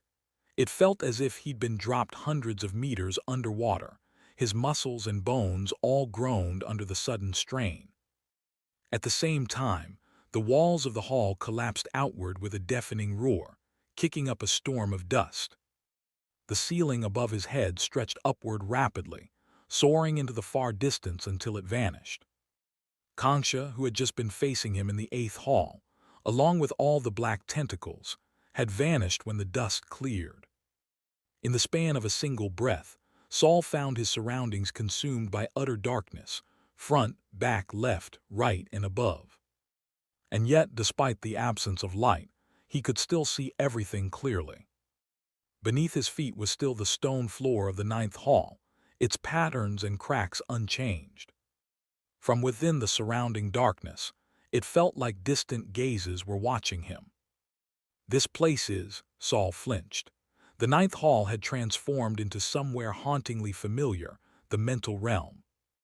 If his hands weren't still apart, if the platform underfoot didn't look slightly different, and if there weren't a lack of stars above, he might have truly believed he had entered the mental realm ahead of time. But he knew this wasn't it. While he stayed on high alert, countless overlapping voices rang out in his mind. The moment he heard them, Saul felt as if his skull were about to explode. The pain forced him to one knee, barely holding himself up. The voices kept pouring into his head, as if someone were trying to inflate an already bursting balloon. Saul felt like his brain was about to be squeezed into mush. Thankfully, the chaotic voices began to stabilize. The disordered rhythm slowly fell into sync, and Saul could finally understand the meaning behind the words. They were speaking High Elven. He had never studied this language, but the owners of the voices forced it into his mind through sheer repetition and mental compulsion. Take the king, leave the valley, find the half-elf. Take the king, leave the valley, find the half-elf. Though Saul had been forced to learn an incredibly complex arcane language within mere seconds, the minds of the speakers were clearly not entirely sane. While he could now understand each word, their intent remained unclear. Were they asking him to take the Elf King's head out of the valley, or Konksha? If the goal had always been to get the head or Konksha out, then why seal the valley and trap all the apprentices for half a year? And who was the half-elf? Where would he be? Most importantly, what would they do if Saul refused? Brother Saul, suddenly Penny's voice echoed in his mind. She was also speaking High Elven. Her voice sounded very distant, like a call cutting out on a phone with terrible reception. Saul even felt like he had earbuds blocking his ears. Penny, he called back, straining to respond. Brother Saul, you mustn't take it out. Absolutely not. Penny's voice, fuzzy and warped, sounded frantic. You mean I can't take the Elf King's head outside? But there was no further response from Penny. Take the king, leave the valley, find the half-elf. Take the king, leave the valley, find the half-elf. Only the jumbled, persistent commands remained, repeating over and over. Saul opened the diary in his mind, enduring the crushing pressure around him, and asked Agu, who had reverted to a black page. Is this the same black room you were taken to before? Sharing Saul's vision, Agu immediately scratched out a response, excited. The room I went to was pitch black. I couldn't see anything. But Master, I recognized those voices. This is definitely the same room I was taken to for mission orders. This room vanished after I chose the warped staircase. It was clearly hiding from me. But now it's appeared again, and it's issuing orders completely opposed to those from the pure white throne. Saul recalled the moment Kanksha led the black tentacles into the palace. It was clear both sides were in conflict. Could it be that the elves of the Forest of Seasons are split into two factions, and now that the pure white throne is suppressed by Kanksha's invasion, the Black Room has emerged to issue a forceful mission? The thought made Saul's head throb. So even after I lured Kanksha here, the pure white throne still can't take back its treasure. You placed the order, I cooked the dish, and now you want me to spoon-feed it to you. Saul couldn't help but scoff. If that's how it is, I might as well just accept the Black Room's mission. Of course, he was just venting. His instincts screamed at him. The Elf King's head must never be brought outside. Just then, the darkness around him was suddenly overtaken by white. Black and white began to consume each other before his eyes. The entire space trembled, growing wildly unstable. Crack! A sound like shattering glass. The interwoven black and white world fractured into shards and disappeared. Saul was back in the 9th circular hall of the palace. But in the very next second, a spike of ice shot through his left arm. Still disoriented from the illusory realm, Saul was immediately knocked down. The ice spike didn't stop. It pierced through the stone floor, nailing him hard to the ground. Chapter 380, Half Mad. Saul had just come back to his senses when he realized he'd been pinned to the ground. He didn't even need to look up to know who had cast that icicle. The next moment, another whooshing sound split the air. Saul swung his right hand. Black touch of torment entwined with a translucent soul borer surged forth to intercept the second icicle. Midair, the icicle collided with the black tendril. The icicle shattered instantly, but shards of ice also sliced the black tendril into several pieces. Yet, while the black tendril was blocked, the soul borer hidden within remained unaffected by the icicle and continued to streak toward Kanksha. Unexpectedly, Kanksha's eyes widened violently. Her eyeballs trembling as if they might fall out, pupils shrunk to pinpoints, locking a vicious glare on Saul's tendril. Then Saul's soul borer froze in place as if caught by an invisible hand, suspended right between Kanksha's brows, unable to move. In that stalemate, Saul finally noticed that the ancient soul-devouring mire, which had been trailing behind Kanksha, had somehow retreated to the hall 100 meters away. It was now covered in a thick layer of frost. Though the frost shattered and fell off as it moved, another fresh layer quickly formed to replace it. It seemed the frost was trying to freeze the tendrils in place. Frost must be those white figures in the forest. Looks like the pure white throne did do something after all, just a bit slow. With the pure white throne stalling the ancient soul-devouring mire, Saul had more confidence in taking on Kanksha. Of course, the mental and magical power Kanksha was displaying now far surpassed her normal state. Clearly, the Elf King's head perched atop her was providing immense support. Otherwise, she'd have no chance of withstanding Saul's soul borer. Even a true wizard might not withstand it. Gritting his teeth through the pain, Saul yanked his left hand free from the icicle. Splitting his focus, he simultaneously recalled the soul borer for another assault and quietly began gathering magic into both hands. Faced with the powerful head of the Elf King, Saul had no choice but to unleash his still incomplete trump card, Mental Realm Battlefield. Kanksha conjured a wall of will to block the gray, translucent tendril's assault, while one of her eyes shifted its gaze directly to Saul. Spotting his subtle movement, Kanksha narrowed her eyes. She sensed danger. Though his spell hadn't fully formed, Kanksha's instincts screamed that she could not let his magic converge. So, in the next instant, Kanksha's left eye popped from its socket and began hopping toward Saul. Just as Saul looked up, he saw the eyeball bounding toward him. As soon as their eyes met, his vision filled with a deluge of eyeballs falling from above, rolling, bouncing, and crawling toward him with uncanny gazes. It felt like a sea of eyes was about to swallow him whole. An illusion. Saul immediately narrowed his eyes and switched to meditative observation, but his hands didn't stop moving. The spell circles inscribed on his palms began to glow faintly, the structure of magic and the entangling of mental energy almost complete.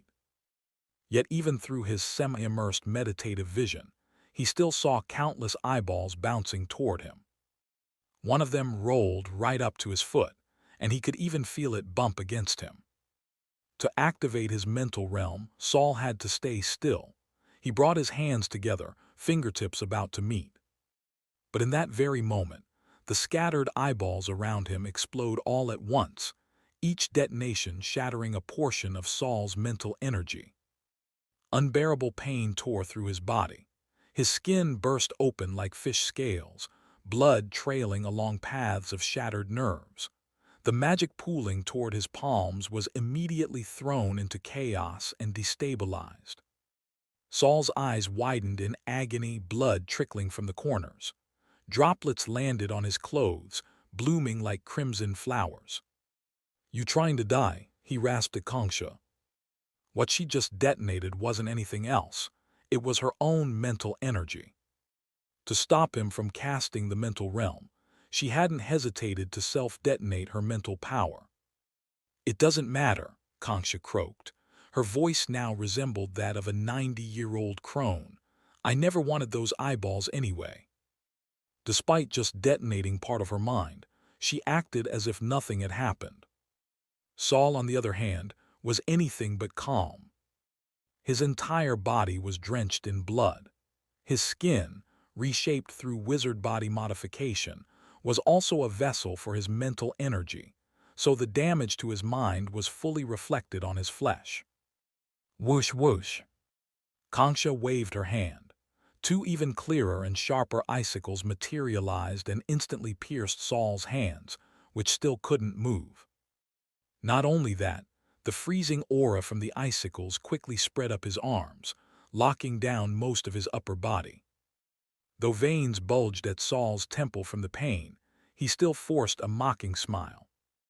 "Blowing up your own mind, borrowing power from an elf spirit, your polluted Kongsha." Kongsha herself was also clearly under strain, but seeing Saul immobilized and seated on the ground, she burst into laughter. She waved again. Two more icicles whistled through the air, stabbing into Saul's calves, pinning his lower half to the ground and quickly sealing it under thick ice. Swaying her hips, she sauntered over unhurriedly. When she reached him, she suddenly kicked him over. Saul grunted as he hit the ground. But in that moment he noticed Kongsha wasn't wearing shoes. As her robe shifted with the motion, a glimpse of smooth, shapely legs flashed. Beneath that flowing wizard robe, she wore nothing at all. She planted one foot on Saul's chest. Blood instantly soaked through his robes, seeping between her toes. She didn't seem in any hurry to kill Saul now that he was helpless. Instead, she even seemed intent on showing off her beauty. Resting one arm on her raised knee, she leaned down, her face twisted into a smile. "Am I beautiful?" Cough, Saul spat blood as he spoke. "The Elf King is quite beautiful." Kongsha's smile faltered for a moment, but then she laughed even harder. "Ha, you really think elven features match human standards of beauty? What you see as beautiful is just a reflection of your own perception. No need to play tough." She caressed her face. In Saul's pupils she saw a face of stunning beauty, her dream visage. Her expression turned dazed. "I really am beautiful. If Gorsa hadn't insisted on transforming me into that disgusting thing, I'd never have ended up like this." She chuckled softly.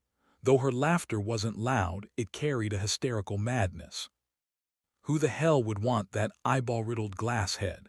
Even if it kept my mental body stable, so what? That whole modification was just a tool for Gorsa's resurrection experiment." When it failed, he just threw me away. Heh. I could never accept that locator device, so I was never able to advance to third rank. They all knew, but none of them cared. Concha's body trembled, yet even as she shook, she smiled. Once Gorse's apprentices are no longer useful, he throws them away. Later, because of those eyes, I started seeing terrifying things, but Gorsa didn't care. He actually told me to find my own way to deal with it. Everything was forced onto me. Her gaze dropped. One eyeball turned towards Saul's left hand. That hand was stealthily trying to wriggle free from the icicle. Concha waved again. Another icicle slammed into his wrist. "You thought I'd let you bring your hands together," she sneered, her voice icy cold. "My eyes can easily pierce the illusion magic you've been hiding in your palms. Quite the impressive spell circle."